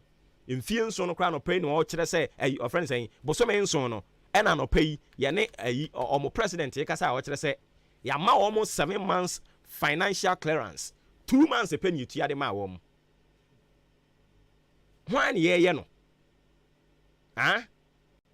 mokɔ sesa policies bi de ba odi policy ne ba sika ni hɔ onka mu no kra mfa nkyerɛ nkrɔfoɔ yɛni bɛba yɛn ho so na mo tu we mu na sika ne yɛdi kotua final yɛse yɛn konkotua e-levy so yɛte ho nsɛm wɔ ha no mo mayɛ nneɛma bi wɔ hɔ no mo nneɛma no bi wɔ ha mayɛ yɛka deɛ yɛ ne nneɛma yɛ na ɛnyɛ no yɛka a bɔse yɛ mo kyɛm so musi nyansa mo nkoa mutirim ne ɔhɔn ɛne yɛ nnɛ sɛ tumi na wɔ mo nsɛm nti sɛ mo nkoa mutirim ne nyansa wa mo mfa nkyekere ɔman no ne nyina yɛ ho ntɔ yɛn nkansa asa tekesa no pɛ me nka nkyerɛ wo sɛ wopɛ nkyɛnsen papa ɛde abɔ wo dan so a ne hɔ no mo na wɔ sɛ ɔkɔ nkansa asa tech ɛyɛ long span roofing sheet product na wo pa yɛwɔ sanding seam self lock IDT IBR sizes ne dɔɔso 0.3 mm kɔpem 0.6 woyi no de si nkyɛn a yɛwɔ standard roofing sheet product no nso yɛwɔ aluminium yɛwɔ alusen galvanized colored ɛna rubber ne nyinaa yɛ nkyɛnsen papa egu dan so a nsuo tɔ awie bow otim apetampe ɔbɔ adwuma wadre ɛde ama accessories no nso yɛwɔ rate caps rain gutters valley gutters side stream ne nyinaa wɔ hɔ ɛnadoa no nso yɛwɔ colored nails yɛwɔ wire nails yɛwɔ roofing nails wakɔ China Turkey ɛna German akɔfa metal doors ɛna wooden doors China plastic T&G wakɔfa ne nyinaa bi de aba nkansa Asatec mepakyɛw akyem ɔdan ɔne Kia station no ɛna ɛdi animhwɛ ɛwɔ dwa kɛseɛ no akyi hɔ old CMB nso cocoa warehouse wobɛhunu no ɛwɔ hɔ nkansa central blocks oba Intiamwa hotel junction ɔbɛn ash foam depot ɛhɔ no mepakyɛw blocks no ɛfiri 4 ɛkɔpem 6 inches otwa ne nyinaa bi ɔsupply ɛnwea aboɔ ɛne nea akaka ho babia wɔ bia ɔcars wɔ hɔ a wɔde ba be fa nneɛma no akɔgyaw na atumi ayɛ kama paa mepakyɛw free estimate ne ɛkɔ so ɔgye ne ho di ɛne nti ɔde 20 years manufacturer defect warranty ɛde ato ne nnwumadi a wɔdie ɛso wobɛfrɛ nkansa ɛwɔ 0245 979311 0245979311 ɛyɛ number abɛfrɛ na nkansa ɛtumi agye wo so mass energy gas filling station ɛnso sɛ menka nkyerɛ wo sɛ ebia na wo cylinder no gas a ɛwom asa wopɛ sɛ wofele nanso w'adwuma nti ɛnyɛ adeɛ a wonya wo ho twaberɛ wode ane sɛ wobɛfrɛ wɔ mo ɔma bɛfa wo cylinder no akɔ fele na ɔma san de wadeɛ de abrɛ wo babia wotie yɛn babia wowɔ bia no ɛyɛ adeɛ a wɔde ɛbɛbrɛ wo ɛne nti a na wahyɛ ne nso ɛde ama me mass energy gas filling station mepakyɛw akyem ɔdan aboabo kwantempɔn so na wobɛhunu yɛn wofiri aboabo na wokɔ ɔdan a yɛwɔ wo nsa benkum so wotra rice sander yɛwɔ washing bay ne fitting shop bi ɛwɔ yɛn ntɛm hɔ wotra ne mmienu no a yɛn ɛne yɛtoa so ɛwɔ hɔ mepakyɛw sɛ wofiri ɔdan so na woba aboabo a yɛwɔ wo nsa nifa so tra first one no ne bra yɛn nkyɛn yɛn ne second one no mepakyɛw yɛ a na wahyɛ ne nso ɛde ama yɛn ɛdwoɔda kɔpem ɔdwoɔda yɛn yadeɛ a wobɛduru yɛn hɔ na yɛatwerɛ sɛ no gas yɛ gas no nso yɛ heavy ɛne nti ɛwɔ cylinder no mu a ɛkyɛ ɛma wotumi ɛde noa aduane biara yɛ biribi a wopɛ biara ɛna no a yɛkɔkɔ fele yɛdeɛ sɛ yɛda so a yɛyusu ɛtaa mu ve san sɛ ɛyɛ papa ɛyɛ a na wafrɛ yɛn ɛwɔ 0532 929189 0532929189 ɛna 0554391610 0554391610 ɛyɛ mass energy gas filling station ɛna okura yi mu a anapa yi egu so a yɛsom ɛwɔ ɛkwan soronko so medɔfo yɛkɔ aba sɛ yɛba a nkɔmɔ no ebi ate aka mu yɛde ne nyinaa ɛde brɛwo afei deɛ akyem ɔdan constituency adeɛ no ani ada hɔ ɛyɛ enipa mmiɛnsa ɛna for now yɛate sɛ wɔn ɛkɔ for parliamentary abatoɔ no yɛ tete sɛ baako ba bɛka ho ama na yɛ 9 nti ɔno nso enye yie ni mu a yɛbɛba ne aba bɛka ho asɛm de akyerɛw ɛna no ɛwɔ ɔdan nkwanta yɛn kasa yɛ nua bɛma ɔdan nkwanta assembly member sisi ade ɔde no ato hɔ mpanin so ɔbra yɛbɔkɔ yɛ anim ɛne nti wɔpem so akɔ mmarahyɛ bedwafie wɔsrɛ etu ahene ne esi ahenefo ɛwɔ akyem dan abatoɔ mu sɛ wɔnhwɛ wɔfa tumi mfa nhyɛ ne nsa na ɔmmra mɛpere 2024 no na ɔmfa nkonimdie mmerɛ amanyokuo no nti sɛ ɔma yɛ mmiɛnsa yɛwɔ the current member of parliament honorable Alexander Akwasi Akwa wɔno ɛna no mia na mebisa no wɔ ha ɛna wɔgye tu mu sɛ ampa ɔbɛsan akɔ na etu ahene ne esi ahenefoɔ no ato ne so aba ɛna no nso so yɛnua bɛma Dennis Obin Ejeyi Densa ɛnso so ayi animu a sisi aba bɛyɛ official sɛ ɔno nso so ɔbɛkɔ etu ahene ne esi ahenefoɔ no hɔ na ɔde ne nsɛm akɔdan wɔn ɔmunya ne mu gidie na ɔmo nto ne so aba ma ne mmra mɛyɛ wɔn parliamentary candidate 2024 ɛna no nso so ne yɛte sɛ Kane member of parliament ɛyɛ owura William Japan Kweitu wɔn nso so ayi animu we can confirm sɛ sisi adeɛ ɛyɛ official sɛ ɔno nso so ɔba a ɛnya nsɛnketewa koraa ɛne nti ya na wahyɛ ne nso ɛde amame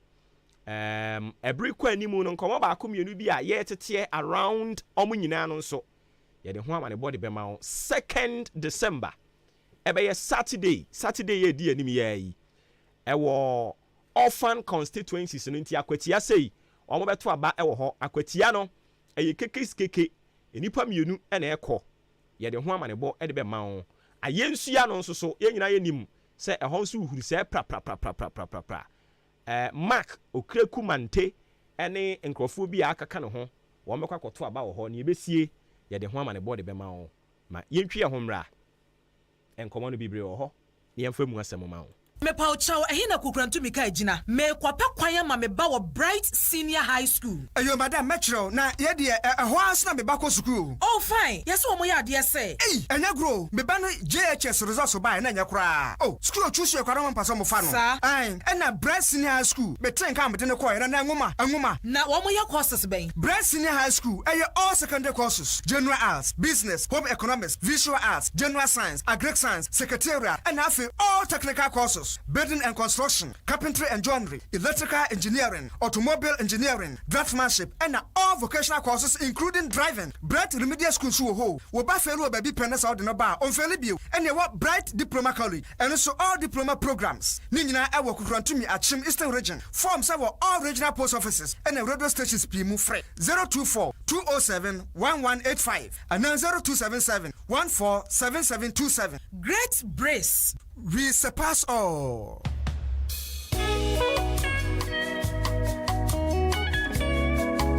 Voila! Enkrofo mama mre nyame bafo so travel and tour. Omo mamani ajepa. Omo anya tese enkrofo no. Na anu enkrofo a mede me hu gya wo mo no. Omo ma me brepa. Anu nti sa pese otukwan ekwa abrochira. Aye nyame bafo so travel and tour. Ana wo sa ono omo ahwibom. Sa eba ne sa o visa ho nsem. Aye passport assistant ya. Omo beboa. Sa anso na bev certificate assistant, police report assistant. Anya no nko a. Sa ebia o pese otukwan kwa abrochira kwa ye adwuma. Ana sa pese koko sua ade bia pese kwa abrochire koye bia eye nyame ba fosu travel and tour sa utekiti ana pese ye twama wa ni na no ye beye ama kama ba bia wo kwa obekwa akodan so de eda ye nsem sa ebia pese okọ Canada, UK, Singapore, Korea, and Japan, Dubai, Qatar ana pese okwa eye nyame ba fosu travel and tour yen ane ebetimi aboa wo usika sam so de eda boko yen kwa na se utu kwanya ye ma kofa police ni ba na ye nyina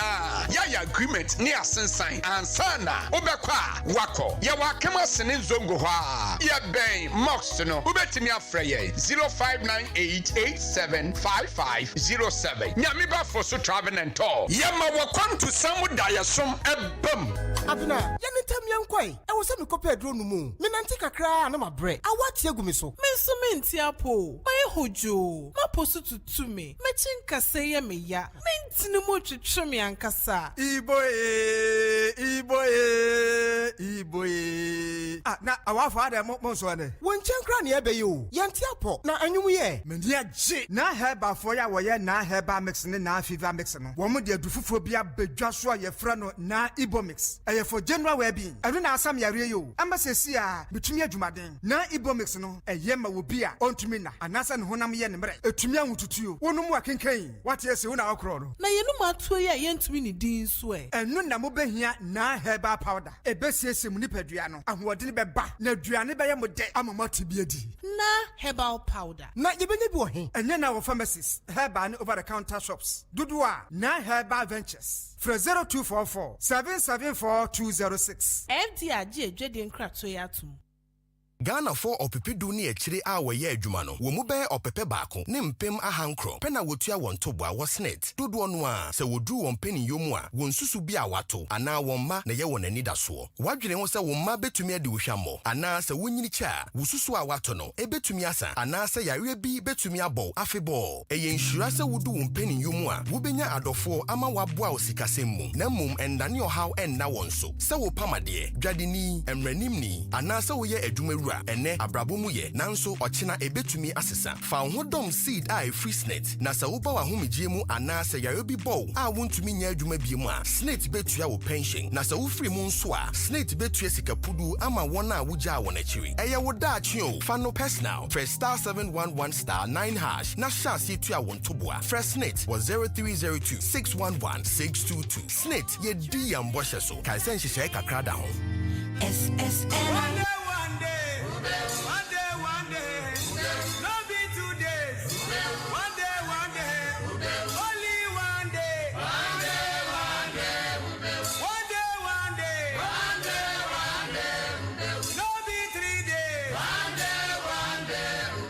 Ghana adisiye obuoba ofore amanfo emamo ache edeba ahenkan 93.3 FM me pa cho yeda sese watwen yen ama yakoto enkraba yeto aso hyene nso fama yen se maache eno eni dwumadi no edin sima no edu baako ena abo apa no pa nonkono eho na wadwen kyerɛ no wadaroma obetumi ede aba 0533898915 0533898915 o de fa ho no mo de buy be kenkan e de ama normal SMS ana say WhatsApp fafa o fabra ebiom obetumi e de akọ Facebook ni stream live e wo ho eye ahenkan 93.3 FM o kom yankasa me personal page ofori amanfo eno so o Facebook ho a ya share wo ho eni to betumi so ahwe e wo ho no mo kama e de amayen enche adwenkyena hodo aba ne yebehwe ne atumi ayi e de free ho na fe yato aso ena no ene yebo amane se Mortuary Workers Association enso so kire se nyankopon ya adom a 29th ebe ye Wednesday ochenechi wo de wo na de nyina de gu form adan yo mo kire se conditions of service bi wo ho no mo wase yehwe na ye de ma won yamfa ma wo de na de gu ho yenkwa ahoma no so ne wo mo president enkonkotwetwe nkomo owura Richard Kofi Jordan yo yene ne enkonkotwetwe enkomo wo ye general secretary mom opani wuti yenkan kan FM suni mache me de so na mamintia yi. Your call has been put on hold. Please wait. Your call has been put on hold. Please wait. Okay. Hwese yensa besan kan opani no na fe ye ne no aba ahoma ne so enchia no na ne nsa ko puti on hold no nti hwese obi ye free so ne yahwe na ye ne no abon komo na botaye nti a wo mo kire se ye kodi bronya ne yenim se ye kodi bronya so so de a eya na obi wu a yenye yi nti ye den a asu kwatwe adaka no eno amu yadu amekwa akwakohye na ekokoba sa na ye bibia wo ho Ura Jordan asaba ahoma ne so pani uti yenka na upesa wo chia na onsa kuputi on hold wada roma yinti o ma mentia mochi for wo Ghana ni nyina mochi workers eni muso so michia mo ye je wo so hobo pa ha de emse mochi say Wednesday I 29th specifically by next week this week ya ochenechi mochi ni nyina ye be lock ye mochi na ya kofie akorelasi ahwe mane so kakra adentin aban de yɛka yɛne aban ɛkɔ agreement 2020 November 2020 allowance kentikiti bi asan ko di ma yɛ starting from January 2021 and ma ya yehu ayɛ nantie ya tro latest last month on the 1st of October specifically the draw later they come out all the parties are involved in this matter. Ekatromo say by October ending, the 1 month. By October ending, the one said that unresolved matters. I had the bad year. And the November bear showdown. So in Penifoni Nimpa, Yamibo Otina, na adie sorry Yakupon, Ayena Adiechi, near sorry Otina, Wednesday anapa. All motor workers work in region in any Ghana in you better lock all the motors and to say a Yamana any government aka dadano ya agree time na pahono on the wejuma and sana dumani kababak. Enti eja Jordan wadaroma se oka se mortuary workers a momone ne henfo no adwuma potin ben na moye Ghana ni dia o ejuma mochi be mochi worker. Nti mo ye adwuma ben potin wadaroma. Who mission no. Who government mainstream government. The fact that we are mochi worker. Now we ejuma mochi. Everything we are doing for mochi workers. Bia dimano temko. Na je momo na se sebio obi nya ni nya me fra ye de ne ba ma mo kra no de ma yen kopem bra abusua na be boaboa ne ho awie sa na tie sa be nti mesre wa o person nya accident kra dai fianza ya person be will be on train because we are not going to be there from Wednesday and from Wednesday ya mistake now ya the one ka person the person will say no na na person be nya ewu e be fatal nti e be tre because Obi water. I don't know where they are going to send the body. The police station didn't go. Don't know. They didn't go cemetery. It is not going to be a joke this time round because when they say so this is amount 200 2021. Now I'm farm out 2021, 2022 I'm farm out. 2022 farmer. What is the value of that money for the Bemos? How the value? A bit depreciated. Depreciated beyond repair. To the point to say, Sikano, a depreciated number one. Move on my answer, no so much. Okay, I feel my yenny moon command Kasan. As ne potting pie den. I don't think much less a modern feed you go away. I know some I've summarized. I told you, say, about the customer allowances. Okay, there's one item here, coronavirus, COVID-19 package. The president could now platform make us say. For the COVID, the health workers are doing so well. I am here to motivate them by giving them 50% of their basic salary as motivational package to frontline health workers. Okay. Now, I don't know my. Oh. Working workers were exempted. We have to petition the president. Can you imagine, say, yes, selecting for head and we motor workers are free. To the sense that your man motivates, your man certificate for frontline health workers. Motor workers were not in. What kind of system are we running in this country? Nipa bebre wa ya COVID-19 no mo ya nkof ni bi nya COVID crab bebre no anu de mumu hu. That is one part of that. Hello. Me pa to Ethiopia. Some more allowance about 2-3 of them are. Yeni aban ye ka sel ejuma ye yi. De bia ye wo anajo enimro anapo. O excuse me that we are super na fro so dai no. Now, overtime is here. We are supposed to work by law 24 hours. Your call has been put on hold. Please wait. Your call has been put on hold. Please wait. Okay. I think, sir, generally, no, we're teaming a train and you know 1 or 2 ɔmo reasons nti a nyankopɔn yɛ adom a wokuada so ɔmo ante hwee yɛn firi mpanimfoɔ hɔ deɛ a ɛne na mortuary workers association na ɔmo nyinaa nya adeɛ a wɔn mɛkɔ akɔyɛ adwuma. And my final question I can person bisa ne say I would want to believe say we any government workers ne pɛ sɛ obi yɛ adwuma or private deɛ a ɔno deɛ ɔno no ɛnya adeɛ a bɛyɛ affect ne saa but yɛn nsa nka no a yɛmfa nkɔmmɔ no nsi hɔ no mo essentially no waka akyerɛ yɛn senti a okuada sɛ ɔma ante hwee ɛnɛ na ɔma ante hwee wɔkyena a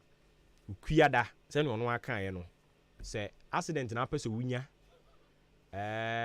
sisi a na ɔde bi mu mewu ɛwɔ sɛ wutumi so mu gyina hɔ na yɛtumi ka asɛm no wie ɛnde saa na ne ɔma atirim kɔyɛ ode bebree mewu na wuwu ampampa ayie hyehyehye bi ɛbɛyɛ wo no wo ankasa wobɛdwa nti nya abotrɛ na afei mpanimfoɔ no yɛsrɛ mo de bia yɛara meka sɛ mɛma obi ɛnrezi n'adwuma sɛ yɛ superior kyɛn obi deɛ obiara adwuma a ɔyɛ ɛho hia impo deɛ ɔno nso so te agyanan bia no ne deɛ ho hia because sɛ wamfa obu amfa ama no na wuduru hɔ na ɔso ama wo nwura mu a wobɛgu ho anim ase a saa anim gu aseɛ no wobɛyɛ ɛmpepa da nti obiara mfa obuo ɛma ne yɔnko adwuma a ɔyɛ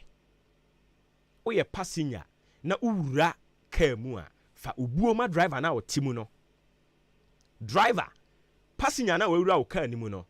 ɛnam sɛ na adwuma ɔntwerɛ mmɔ ne moma so nti wonim adwuma a ɔyɛ nti wo nso nya abotrɛ na ne nkasa mortuary workers sɛ ɛnɛ uwu na uba na yɛ nyewo a miwɔ sika no na hia na ade bɛkɔ nti mu nyina mfa obuo mu ma yɛn ho ne yɛntena ɔman yi mu na yɛnsrɛ aban no mpanin sɛ asrewa osu agye nkukusu a ne to pae ɔnhwɛ ne so na ɔnwono ne prebuo deɛ obetumi ɔnse kyerɛ no kora no anim no ɔnka nkyerɛ ne manfoɔ deɛ ɔntumi no ɔma ne nyɛ naadaa sɛneɛ nɛ teacher training allowance ayɛ naadaa no ɔma ne nyɛ naadaa ka kyerɛ yɛn mema emu nyɛ nti mum yɛnyɛ ne sei ɔn ne nyina mfa somdue mfa ntena na ɛkɔyɛ naadaa na yɛwie na finance minister san kɔkɔhyɛ atade fitaa pam firi ne tiri so kosi ne naase na ɔde Ghana ayi flag yi di bom coat of hwan yi ɔde bom na ɔhyɛ asɛ sɛ kotu bible na adwuma a wɔso ɔyɛ wɔ fam hɔ no wɔnya a ɛno no enya twom Pepiasia Mpedu Enterprise sɛ menka nkyerɛ wo sɛ unya me frɛ ne deɛ ɛwɔ sɛ wotumi dadan papa mu na adwodwo wo ho twɛn kɔpem bra no ne bɛba na Pepiasia Mpedu Enterprise sɛ ɛdan no a wɔpɛ sɛ wosie no cementi papa ɛne ho akadeɛ papa no ɔno no hɔ ɛne wɔ Pepiasia Mpedu sɛ yɛba no cementi a ɔwɔ Gasem Super Plus ɔwɔ Super Cool ɛna ɔwɔ Super Strong Cement ne nyinaa ɛyɛ Gasem ɛbɛboa wo paa ɛno ara na Villaggio okɔ Nkran ɔpɛ bia mpɔtam hɔ no mo ɛdan akɛse egu hɔ CD House ɛne ne akaka ho nansan yi akrampo Bank of Ghana headquarters na ɔmo si wɔ ɔpɛ bia mfimfini hɔ region mfimfini hɔ yi ne nyinaa ɛyɛ Gasem Cement no ane yɛde ACA ebakyɛw iron rods na wopɛ strong marine balls sɛ ɛyɛ roofing sheet accessories ɛne n'akadeɛ ahodoɔ na wopɛ ebakyɛw no ane sɛ ɔde w'ani bɛkyerɛ mu Pepiasia Mpedu Enterprise ɔwɔ binding wires ɔwɔ wire mesh headpan shovel ɛne nneɛma ahodoɔ bebree machine a yɛde twa blocks yɛsan so twa blocks no bi ɛwɔ yɛn hɔ no mo ɛne nti ya na wahyɛ ne nso ɛde ama me Pepiasia Mpedu Enterprise supply anwea aboɔ ɛne ne akaka ho yɛne owura Isaka Abubakar ɔno no ɛyɛ president ɛde ɛma Cyber Security Expert Association of Ghana yɛne ne nkɔnkɔtwetwe nkɔmmɔ Mr. Isaka, good morning and welcome to Ahenkan FM. Good morning and good morning to your listeners. All right, so we understand you have cautioned Ghanaians to be on guard as we approaches the Christmas festivity. As far as cyber crime is concerned, how true is this about? Yes, it's true that the professional body, the Cybersecurity Expert Association of Ghana, came together, had meetings as usual. We have our monthly cybersecurity situation meetings, and then out of this meeting, a resolution was taken that based on the tendency of the cyber crimes that are emerging, especially taking a retrospective analysis on what transpired last year and looking at the trend that the cyber attacks are coming this year, we see to it that it is necessary for us to caution Ghanaians on the usage in the cyberspace regarding these cyber fraud that are always eminent with regards to the festivity period. So it's true we came up with this write-up. Okay, so for us to be very, very vigilant, can you walk us through some of the activities of these unscrupulous beings? All right. So basically, the threat actors, of which we all term as the cyber criminals, mostly leverage on the emerging opportunities that is always available. And during this festive period, Christmas is approaching, and families and then citizens will do procurement or purchases of items and Christmas goods so they can be able to have a very fruitful Christmas season. Now, once this period is approaching, you will begin to see shops, businesses offering discounts and promotions. Prominent among them are the Black Fridays, the Cyber Mondays, the Christmas promos, and the rest. Once this promo period emerges, businesses begin to offer percentages as low as, let's say, 5% and as high as 60%. Based on this, cyber criminals, or should I say threat actors, capitalize on these Christmas bonanzas, Christmas promos, Cyber Monday, and Black Fridays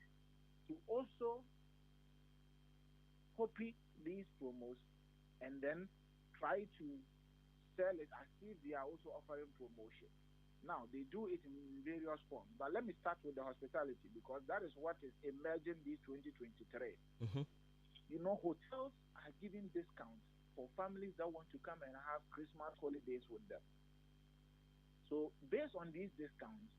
other cybersecurity criminals or should I say cyber criminals, are cloning websites of prominent hotels. So what they do is that, simply put, cloning means they make a duplicate of the website, making the website look like the original website, but then increasing the percentage. So let's say if Ahenkan Hotel is offering 20% for families to have vacations at their hotel, then these criminals will rather clone Ahenkan Hotel's website and offer double the percentage you are offering. So once you see their own, you begin to think that it is the actual hotel that is giving this hospitality, and then you try to do payment. After payment, they will send you everything. Then you walk into the hotel to go and lodge. Then they tell you, they don't have your record there. That means that is what the three people will call yachuedi. So this is happening, and mostly this 2023 that we are coming, we have quite a number of complaints coming on the hospitality sector. Then we come to talk of the goods, the rides, the electronics, and the rest that people are purchasing online. Cloning of websites are happening. People are using social media, offering exorbitant, let me use this word because we've used it more than twice in our press statement. Too good to be true. Too good to be true percentages. People can even give 80%. Then you ask yourself, how much are they even selling these items? But we are cautioning Ghanaians to be very careful in terms of buying things online. And once you are using the social media, try to verify whether the account or the business page that this business are using, whether they are verified. If not verified, whether they are authentic. If you are still doubting, consult someone that knows. If you can't get someone that knows, get in touch with a cybersecurity expert to look at the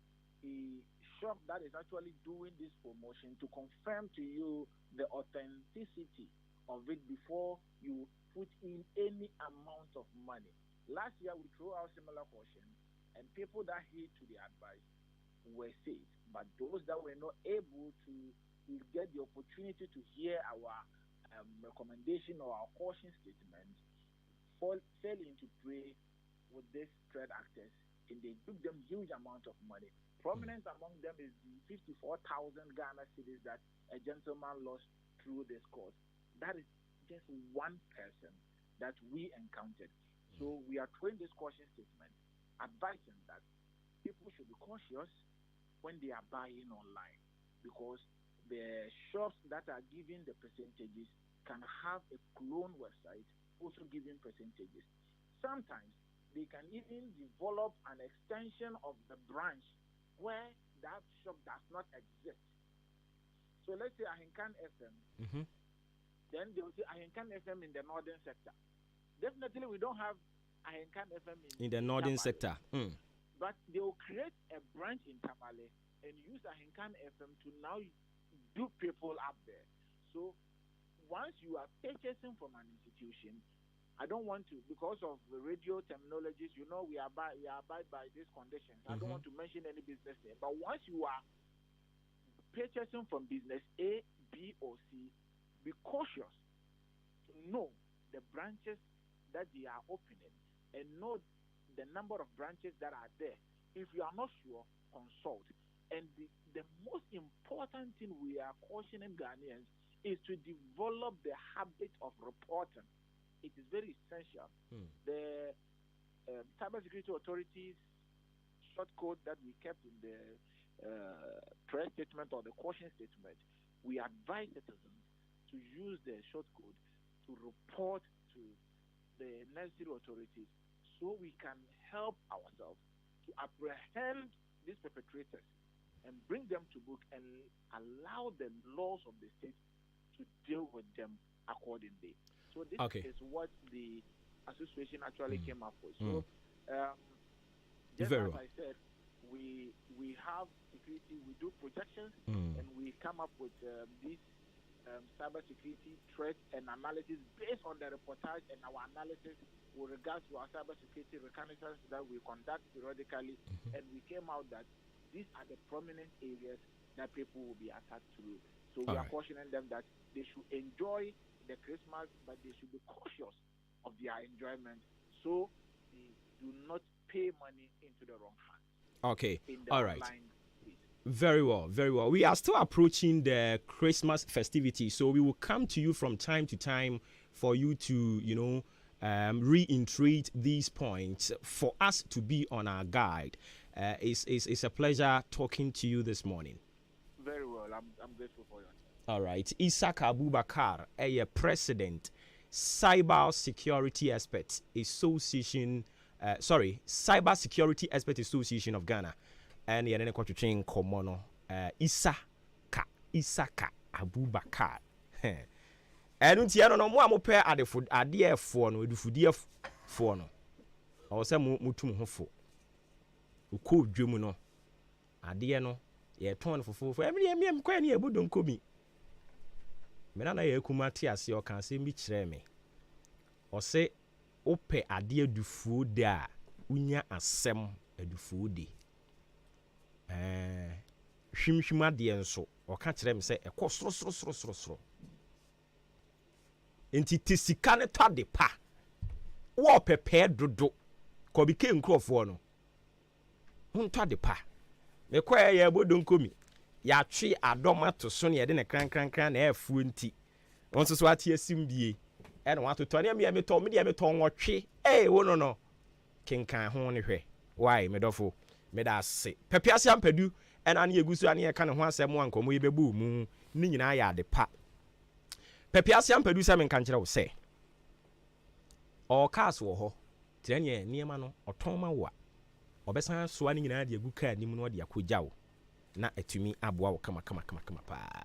yɛn krabata ne dɔɔso akyem ɔdan aboabo kwantempɔn so bɛhunu yɛn ne Akim State Junction no ɛna ɛdi anim hwɛ saa nso so ɛna wokɔ ɛyɛ akyem ɔdan Jubilee Hospital nkyɛn mu hɔ a wobɛhunu yɛn ɛwɔ hɔ yɛ a na wahyɛ ne nso yɛsan so ɛne market no ɛdi anim hwɛ a ɛno no wɔ kwantanum market no yɛne ne di anim hwɛ ɛwɔ ɛhɔ nso so ɛyɛ a na ɛno nso wahyɛ ne nso medɔfo suaduro Apiani Junction yɛne ne di anim hwɛ ahwene ase no wakye ase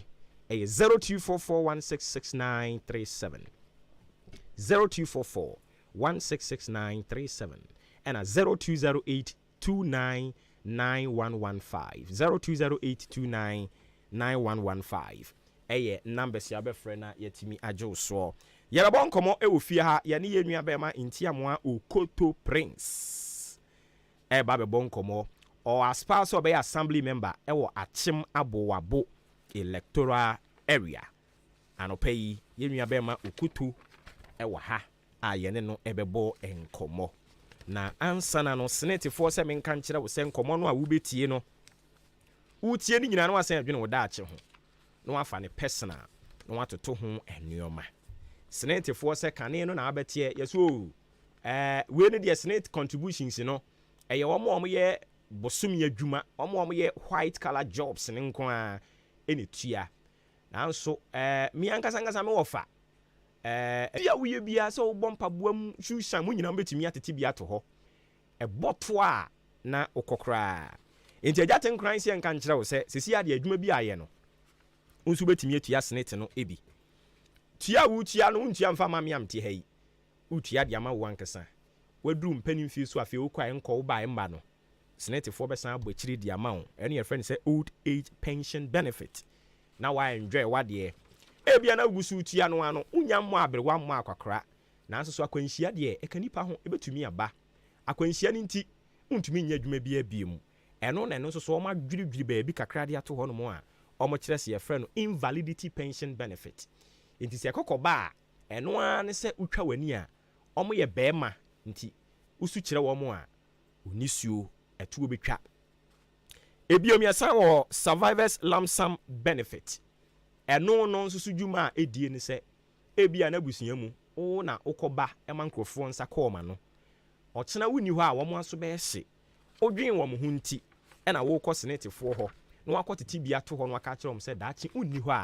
a wɔn mfa mprapra kyiri mfa ma wo na asomdwe mmra mepakyɛw nkɔmmɔ yi a yɛbɔ yi ayɛ wo da a wobɛdial star 711 star 9 hash star 711 star 9 hash na afei wahyɛ ase sɛ wotua wo contributions no anaa wobɛkɔ wɔn office bi ɛbɛn wo anaa wobɛfrɛ senetefoɔ ɛwɔ 0302 611 0302 611 frɛ senetefoɔ no mo nkɔmmɔ anaa wobɛkɔ wɔn office na nkɔmmɔ bi a wɔ hɔ no mahwɛ no mu adi ɛyɛ wo daakye ɛne nti yɛkan momi mfii taduku fa ne personal ɛbɛboa wo Intiamoa Okoto Prince ɛwɔ fie ha ɔpɛni apo mɔkɔ deɛ nyame adom ɛyɛ na wapagya wɔyi na akɔsoro kakra na watumi agye wahome thank you me ba aboabo ha mate Okoto yɛsɛ wo na no kora wɔ baa bio na sɛ Okoto no ɔyɛ a no wɔhyɛ he because yɛnta nhu no wowɔ aboabo ha yɛ bachane saa wote side bɛn mewɔ amanfrom it is a Pentecost kwan so hey bachane oh I see all right na just wedi kan ba bi da na no manfo anymore apart from say enimu say ye frau Intiamoa Okoto Prince ni din fufuru bi wo ho no aboabofo enimu edin aboabofo enimu ani Okoto no a ene de obo Okoto a enkola Okoto maamefo Okoto Okoto guess and mina nanso no ya aboabo hene oh okay and na aye ayi ni amasana Mwale kane la dade kotopon MP no or say girls for Namwale boys for Namwale into so ha ne boys for Okoto girls for Okoto and Okoto we too much more like for ho one say o can insurance asemi o can say mo say yenda achinti nti fa ne personal dachi nti wohwɛ me poster no so a aboabo dachi and also wotu ya meka because me na dey bia mte ade wo dachi nti wo dachi copyright infringement you know. Okay, so when the can baby amfa I don't know would you say this time the befa aboabofo ehye manuonyam pa. Okay, seriously aboabofo ehye manuonyam yese medikan edawmase na ansa na no em say wa mama kwanya mama nchia mpacho mama akwanya nti kwanda ho yenti nti mama nchia emfa eni die ema wana eni die eson sa akwanya wode mama mechia aboabohene nana ampoma kubla yeboa the third. Okay, aboabohene baby awo bia oti okoto nka nyame nhyira no ma nkwantintin amen na machia me ame nana kunti nana adoma kwankoma the second afei aboabo hima obatampa oba hima osu akoto the fourth eni die bia me de ma no nso mechia afei mechia nana no matena nkunya nyina echia abusua mpanifo nyina echia abusua hima nyina mechia asofofo ene adifo e wa aboabo ha nyina omobon ho ban honhom fam echia honorable MC honorable Victoria Edubadu mechia no echia aboabo ma kifetifo manfromfo aboabo ma nyina bepemene ya wona okoso ne ache ne se ebre ni nti kan ombom man machia wa chi omo nyina bi okay afi yamra enkomo ne so wadi kan ba amfa wo che so mo hye wanuonyam ena wasan ba wo gidi said this time the ebefa sanity ebefa the man ebefa ne say last election year independence. Okay, actually crowd about kwetwesan barely 1 or 2 days before the elections nti answer the nya impact nti mefa ne say independence na ena metoso mienu. Oh, okay, sure, metoso mienu say yekekan ho kakra bia eno crampo no na ensem ho ntoka kakra ho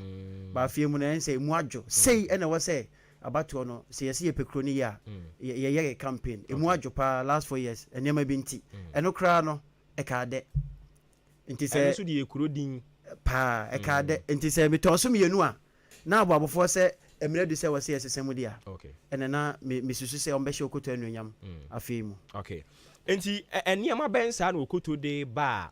wo gidi se ebri mu de omanfo no begia tum no mato aba ama no ne okoto de ba ne se obedi mpenifo ni. Okay,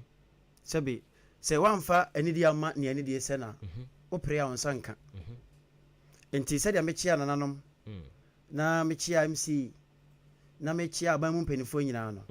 enidi bia esa aboabuni bia no me de bema so wanche MP o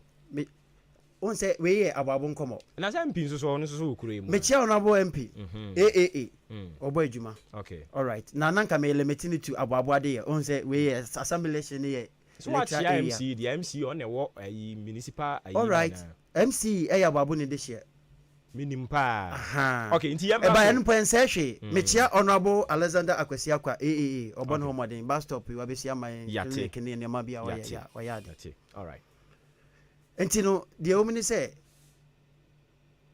mediani de be mo de kan na afi yaba aboabo e hawo so aboabo hawo e wo hawo bebiri ye mantem akwan o hawo ho ye drainage system insu to kakra bia na ekwan asai e wo ho aboabo e wo how bi te say emabun omope aboabo mabun ye emabun omope adwuma ye pa ho hwe ene din omode ye adwuma nanso obi wa wie school ebia onya oboafo obi wo ho a school no so wantimi anko enu ba bi opa adwuma sua hwan na de ne tum me ba eno de be ye mani so ade hu na se me ka se me mabun na sa mabun na adwuma ya e very possible mimi adwuma ena aban adwuma ye nso de won se ena form sa nanso de me se ye possible ne se ye nhwe ye wo mesin fo empanifo ho masters ho ye wo driver fo masters ho ye wo carpenter fo empanifo omo pamade ye wo adwuma bia e wo Ghana ye bia ye obi master e wo aboabo krodua mu a enti no me ba de edi kan a meye no ye se mefre empanifo nyina master fo nyina ne yate association na afi aboabo ma omo pese omo de omo nsa sua adwuma no ya cha omo e de ama masters no na aboabo abafoto sɛbe yɛ boss odi ahenkan ɔpɛɛ sɛ ɔyɛ biribi sɛ ɛbɔ aboabo ɔbɔdwa aboabo ma yɛni bi deɛ nanso yɛyi bi ɛtumi ɛde nya fotoɔ na nananom media ne deɛ bɛma nananom na mc na ɔno abɔ mu nyinaa bɛbɛ mu na aboabofoɔ nso yɛ fan yɛbɛtumi ayɛ no yɛbɛtumi ayɛ aboa ne abɔdwa na yɛagye fotoɔ ne abɔ fotoɔ ato hɔ saa afo yi obi wɔ hɔ a onya 500 cedis kora anka wasua adwuma obi wɔ hɔ a ɔde adeɛ si ne ti ɛna ɛtɔn onya 200 cedis kora anka wanya adwuma ɛyɛ ɛno no ɛnyɛ sɛ yɛhwɛ aban ɛna ɛnyɛ sɛ agye sɛ okoto anya sika bi afi baabi ansa aboabofoɔ ankasa yɛgye tom sɛ yɛbɛyɛ a yɛbɛyɛ ɛno ne adeɛ di kan a meba a ɛnnu na ɔtwe mmienu koraa ɛwɔ sɛ saa de wei yɛtu ho anamɔ na sɛ aboabo mma yi yɛnam saa akwanya yi so ne yɛboa ma mu sua adwuma a yɛfrɛ aban adwuma ɔm bɛba sɛbe wowo ba no wantumi anhwɛ no a ɛbɛdi baabi no wobɔ no so koraa ɛnyɛ dɛn ɛmmɔ sɛ mmerantie yi ne mmabaawa yi deɛ ɔmo ti paapaa mu a na ɔmonyɛ mkɔnya ɔmo biribi na ɔmo yɛ a wofrɛ ama adwuma ɔntumi nya da kokora ntoɔ sɛ ɔde ba de abɛyɛ adwuma nanso no sɛ yɛyɛ yi ɛma yɛ mabu no a ɔmbɛhu sɛ aboabo na apagya wɔn aboabo na aboa wɔn ɛno nti sɛ aboabo ɛfrɛ ɛma adwuma a ɛnhia sɛ yɛbɛbɔ dawuro koraa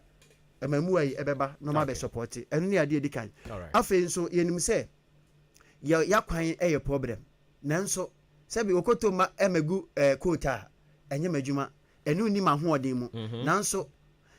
honorable mc honorable mp ɛne ahemfo yɛde anunyam ɛne anidie bi ɛsɛm biara bɛma ɔmo na yɛbu ɔmo na yɛsrɛ ɔmo a ɔmo nso ɔmatumi aba yɛ mmoa yɛnsuo yɛnim sɛ yɛwɔ haw ɛno yɛba a sɛ yɛde anidie bɛma mpanimfoɔ yi deɛ yɛsrɛ ɔmo a ɔmbɛba ɛne aman dwuma yɛ a ketenkete bi yɛbɛtumi ayɛ ne yɛde aboa yɛn ho sɛ aboabo no yɛbɛyɛ aboabo yɛwɔ problem kɛseɛ baako paa ɛno nso ɛda m'ani so ɛyɛ baabi a yɛto yɛbɔ lagu ɛwɔ amanforo sɛbe ɛsu aboabo ɛwɔ sɛ yɛdi nini ɛsiane sɛ ɛyɛ nananom nso atumi boa yɛn kwan bebree so na yɛbɔla no akwaa ma afe koraa deɛ ɛyɛ akɔgu nsuo nim meba a nyame yɛ adom na sɛ aboabofoɔ hyɛ ma anuonyam a ɛwɔ sɛ yɛtu saa anammɔ no na yɛhwɛ nea yɛbɛtumi ayɛ aboa ɛne nea ama mpanimfoɔ nso bɛtumi ayɛ ade aboa yɛn ɛnneɛma bebree ɛna ɛwɔ okoto ani so nti wode yɛkɔ anim yɛ ano mɛma wakeka no nyinaa ɛde aka ho alright nti yɛnya ne nteɛ nso sɛ yɛ live wɔ information center aboabo information center so a wɔn ɛtie wo nsɛm a wɔka no ebi nti yɛ a na wahyɛ ne nso Frimpong Enterprise saa no pɛ menka nkyerɛw sɛ wopɛ baabi akɔtɔ wo nneɛma a ɛbɛboa wo na nso so watumi ato anya so mfa so a especially provisions no ɛno ano sɛ wode w'ani bɛkyiri mu Frimpong Enterprise sɛ free mackerel no de mua de ba cooking oil ɛmo ɛna tomatoes ahodoɔ no nyinaa ɛnso so wokɔ Frimpong Enterprise a mepakyɛ wo nsa ɛbɛtumi aka bi yɛ a na wahyɛ ne nso ɛde ama yɛn ɛno gye sɛ mu ɛwɔ mu no sɛ sisia no deɛ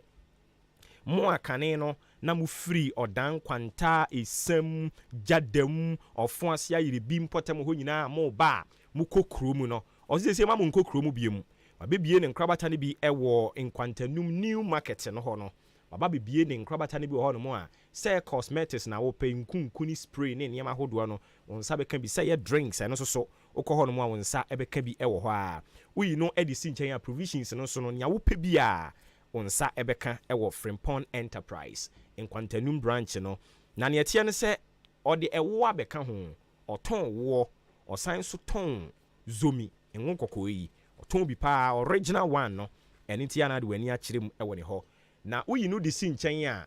ne mother office no de da so ho Madarina Hotel ase ho san so na Canadian Bank dan ni mu owo ho no mo eno so ubowre mu ania wo pɛ bia no wonsa ebetumi aka especially drinks e ba to be frɛ elder Frimpong Adwuma-Adwuma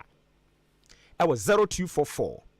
897525 0244897525 and 0206473953 0206473953 elder Frimpong Adwuma-Adwuma no yɛse wadi papa no acha wo da so a wo edie na Bright Senior High Technical School enso men kan kyerɛ wo sɛ wo ba na wawie BC na wo pɛ baabi de na kɔ no sɛ computer no atona twene akyirikyiri pa mpakyɛ mfa ne nkɔ fa ne bra Bright Senior High Technical yɛbɛma ne ntetea mna bɛyɛ ɔpabene ankasa yɛn ne abo yɛ abasoɔ se yɛba no ankrankran sukuu no a ɛyɛ senior high no yɛn ne abene pa akyerɛkyerɛfoɔ akyerɛ yɛ ma no adeɛ wɔ hɔ no wɔn ɛyɛ examiners wɔn yɛ experienced teachers nso so ɛne nti wɔn kyerɛ mmɔfra no adeɛ wɔn nim ne yɛbɛto na ɔma kyerɛ no na abam saa pepepe me pa cho Bright Senior High Technical obehunu yen ewo achim kukurantumi kofodua achire ho no mo ba bia eya na odi akwala no ede na ba agric science, business, general art, general science, home economics, visual arts, and a technical. Ni nyina obekọ Bright Senior High Technical School eya dia wonsa ebe to me akantete papa nyina ewo ho. Your Bright Remedial School and your Bright Basic International School. And so ho no mo a Bright International School no ye kire O level, A level, SAT, TOEFL, IELTS, and any akaka ho a enye asenketo ampacho yewo hostel facilities wo ho bed bags enye mo so obefrem penim for 0242 071185 0242 071185 and a 0277147727 0277147727 frewo mu sisi ya na afei enkomo bi ho ne ntumi hwe na yentim free ho Jubilee Hospital ne du mu twatfo osese wumpomu dodo pe bia akogya yaresa brane ho na untimi enhwe sisi ade de omde abeka ho eye esen ne ani no nti bia na osen no chimato bi aba ho a ewose ye tutuma wa ye beye ewose ye polish ho ye beye ewose ye white ne de ma wo nso a eno so ye beye wani ene bia o hawa aba ho eno so so oba ye ho no mo ebetimi ahwe tu ho na mo kama de ama ye je national health insurance and a private no so ye je odambo abo kwantempon so Amantra Junction anase bridge ne so ho ena behunu Jubilee Hospital eya na wa friend 0244 575799 and a 0241784645 yeda so ani yenua bema intiamoa Okoto Prince ena ewo efie ha Okoto ma mesa mra wonche biem utira yeye yese de ato information ne so nti aboabo man ne a ontie radio etie o wedi kan bobo nneoma ni bi so de sesie ya ye wo mu yi no ususu se de ben na aboabofo hia wo nsanka ye a enu nti otoma wo a obetumi aba beboa ma wo nsaka aside de wabobo so ni nyina minimpa se aboabo sesie ya desrede kese pa ne ne ye hwehwe ne kese pa ene ye anka ye hwe anim se yebenya quota ewo aboabo ye kwantempo kese yi mu eno de said the American cano, and no name my home, they must say, Metumi aye, and no name my home, they must say, Metumi aye. Name Mono, said the American cano. One now bet me, am I a horn? One more omoka a woman. South for no, media need your bedding, a bemamo. Na Sabia say, some round in penny for a day. A twin said the day, and you had the too many mine in some baby. Now, I decided about crab, messan so a 200 amoka sepals, a boy can see it. No kra nyame animuni aboabo so aye kese asen assembly member baako adwuma enu nti no anamo bia me ba metu asere mpanifo aye ne yebeye bia se yebenya mienu miensa ekọ no metu saa anamo no media no to nkan ya afa yema yaboabo eniama nketenkete ahian ya yebetumi atu ho anamo sabe yensuo aboabo ye hwe mantamu abiebia ya kese bebe ho light nu ye bebe ho pipes ni ho bebe ye toilet sem sabe se obi didi onfa ncheme ye ya ne sem no eye problem okay behu amanfo mu ko nyina ebi ni ho enti ye nyina ye ba ne wo ekwan hu kromu salvation peace town ne ho nyina so ebi ni ho na afi pressure ye den aba enti no process eniama sika kakra be fi maba no enti mi mo toilet no ho bra ema enyina ne na so enu ntimi ba sede maka no aboabo amanye adwuma bia ye se ye no ye ba ne titiri mu no ebe hia mpanifo bi se ode onsa be den ebe ekese ebe to ye chi no wapushi safo no ye de ani die ne be momo na yesra yensaka ukosu repeat ho no ana meba ho no mo bat na o kan se ebinom o keka se o nya de obesa a contest this year nya de abeba biem eno so ho asem te say. Oh, Minia, question will be some media, Damakuma so papa. The mania just say will be sir. About my where the mesremo, and idiom when I tear me. Minim some would tear me that. Now we and we hear me. Sabe Okoto Ayobia, Macram who I see, Miniabo friendly how Mini Mame or Ba Besriwa Abrewa Abofraya one and there. Obian who bit me at Nabawaka say, Okoto ɛne obi anya asɛm anaasɛ okoto ankasa yie okoto ɛne ne ho ni okoto akontɔkwa okoto ne pani ankasa yie nti oba na mmom no nea enipa aka sisi ɛne sɛ okoto na ne yɛhwɛ w'anim nanso yɛte ne sɛ wo se wonkɔ biam sɛbe sɛ wo se wo dɔ aboabo a decision bi a wobɛtake biara no gyina bi a wobɛsi biara sɛ ɛyɛ aboabo first anka enipa bi mi yɛ nokorɛ sɛ meka sɛ mema okoto o ba biom meba megyinam ɛno ntina mete ha yi ba nkyerɛmu no hia kakra nti sɛ ɛbrɛ ne ntina meda ase manwie kora da foforɔ mɛsan atoa so afi hɔ a na mmom deɛ hia ne sɛ enipa bi yɛ sɛ okoto deɛ nka ne ho dwo okoto deɛ sɛ nanso ɔka sɛ wɔ ɔmaa na afei deɛ wasan ayɛ dɛn aba ɛno ne deɛ nipa ɛka ɛde atia okoto wɔn a ha sɛ bi wɔwɔ company ma others na aka no na mmom deɛ wɔm ne sɛ okoto gyina mu manya akwanya na nkyerɛ mu ye nanso no menim sɛ da foforɔ mu no mɛkyerɛ mu paa ama ma tia sɛ deɛ nti ne sɛ me referee di a na medi no sɛbe sisi a Ghana ha region bi ebi a mentu kwan ɛnkɔɔ so mewɔ division 1 sesei enti metu kwan kɔ baabi a yes na no nso ne nyina mu yɛde gye anuonyam ayɛ dɛn ama aboabo sɛbe yɛbɔ yɛdin ɛna referee mu nso medi me ho nipa sɛbe referee a media bɛpem sa me sports presenters no bɛka obia no hɔ aka asɛmbɔ ne atia me nanso referee mu na bribe kɛseɛ wɔ obia ntumi ɛmfa ɛma amakwa mu because ɔmo nim sɛ deɛ mede me ho ni ɛte mede ɛma aboabo akwa nim ɛnam referee so yɛnua ba Porsche a wotie me samre mede ne referee mu no nim bibi samre ɛnɛ aboa no ɔyɛ soja mu ɔyɛ trainer ɔyɛ fusa premier referee me ankasa na mede me nkɔ wakɔ n'anim asɛm asɛm no se nkrɔfo se umma biem meba na mepɛ sɛ mekyerɛ mu meba mate nkrɔfo se umma biem sɛ yɛde brɛ na ɛyɛ adwuma me brɛ na so ɛne mate ase nkrɔfo se umma biem yeah but sisi yi wakɔfa forms deɛ hia ne sɛ na ɛwɔ sɛ mede asrɛdeɛ to mpanifoɔ hɔ na metwe me ho fi referee die no mu na no nso ne ɛmu no ɛwɔ sɛ wotwerɛ letter ɛbɛfa region na akɔ national ɛhia mmerɛ na saa mmerɛ no mu no na ɔmo nya ma memuayɛ na me medada aboafoɔ nso sɛ na aboafoɔ bɛtoma me na afei yɛpɛ me ane yɛ nyame a na abɛyɛ ɔhaw ɛni tina saa mmerɛ meyɛɛ sɛ menya ɛntake decision nti menkɔ biam na mpanifoɔ de muayɛ no yɛ dɛn ɛbaeɛ sɛ okay ɛno nso yɛ wopɛ sɛ ɔboa ɔman deɛ a yɛbɛte wase na watena watwe ho kakra na mpo yɛbɛhia wo a yɛde wobɛyɛ ɔda mpata mu ha a sɛdeɛ ɛbɛyɛ womanfoɔ pɛ wa wayɛ dɛn wanya wo nti saa akwanya no baeɛ no ɛna ama afei mahu sɛ ɛneɛ na meba a aboabo bɛnya madagye aboabo bɛnya mahoɔden de aboa mɔ aboabo ɛno nti na sisi a no matake decision sɛ meba no nti woyɛ number saying meyɛ number 1 me na mede kan wohwehwɛ me a wo mmerɛ koraa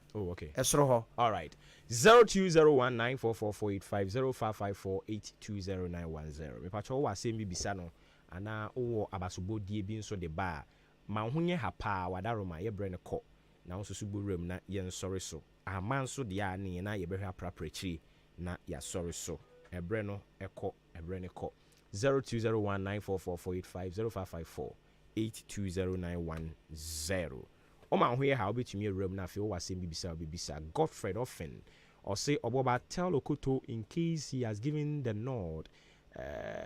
he should work in collaboration with the unit committee blah blah blah. Okay, but you didn't maybe free. Pacho,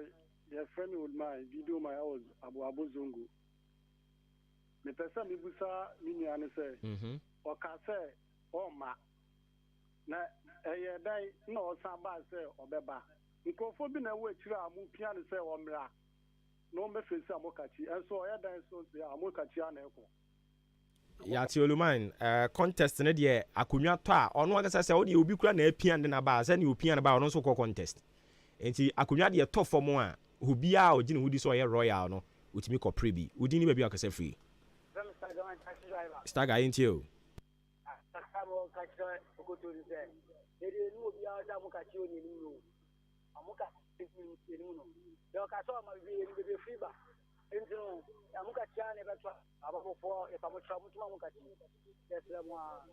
Okay, yate. Inti we so or see a friend Godfred often.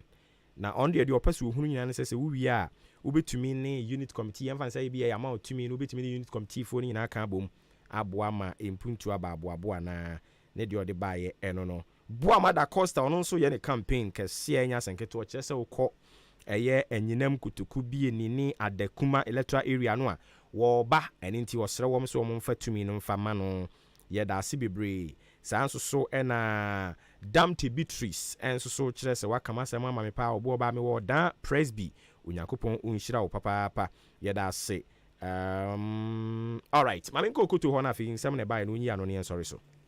All right, often ebisa sɛ unit committee no on say ebi mo ba pra honorable members na almost ye contest na obi mo ba pra o ma fa nipa bi ade o ma chi say we mu ye enkofo a me de o mo ye den eba obi o ho nya akwanya say ya obobo ebi mu din we na me di na chi we na oba metimi na ya adwuma won say me betena na me nka obi asem because nipa a wo beka say o pe no say oman no enyina amawa no mu yi o ma maka na obede na onu ma ya adwuma nti me pese me hye ofin bo say se ne ame nyina obi a chi say me company ama obi a no obi a be yi ni bia no me ne be ya adwuma because eye aboabo mpuntu na ye hwehwe. Okay, yate foforo ho a wo beka ho a obi nso ebi e ka say me ka say me mba na me ba won say na me ka say ho hia me pa sebe anka metumi de ahye me ho din na ma ye din say de na aboabo ye enokre ena match yes ena me kire mu say saa mbe na me say meje emuaye fi me mpanifo what you say na penifo go ahead penifo go ahead but when say enipa bi nso ka say obi na de me ba na no de ye contest into ba tete saa nsem ni nyina me pese me kire mu kire bra oluman ene o mama frɛ nyina ne say ese anka me mpa boabo ye di a anka metumi aye din na say de o mo ka say na mo hwɛ manim mfiti ase na anka maba na aboabo ato ama me afi aboabo hwɛ me aboabo hu me nanso na menim se be ha adwen nti na me ka say me mabiem e san say ne mpanifo nya ma me saa akwanya no okay enti aboabo ho donti ena nanka me twa asan because last 4 years said they are koy nanka obi ahwe manimo na sebe misusu say ebi anka o mu bi dia anka obegya aboabo ho do ato ho na emom nko aba beje na ye ba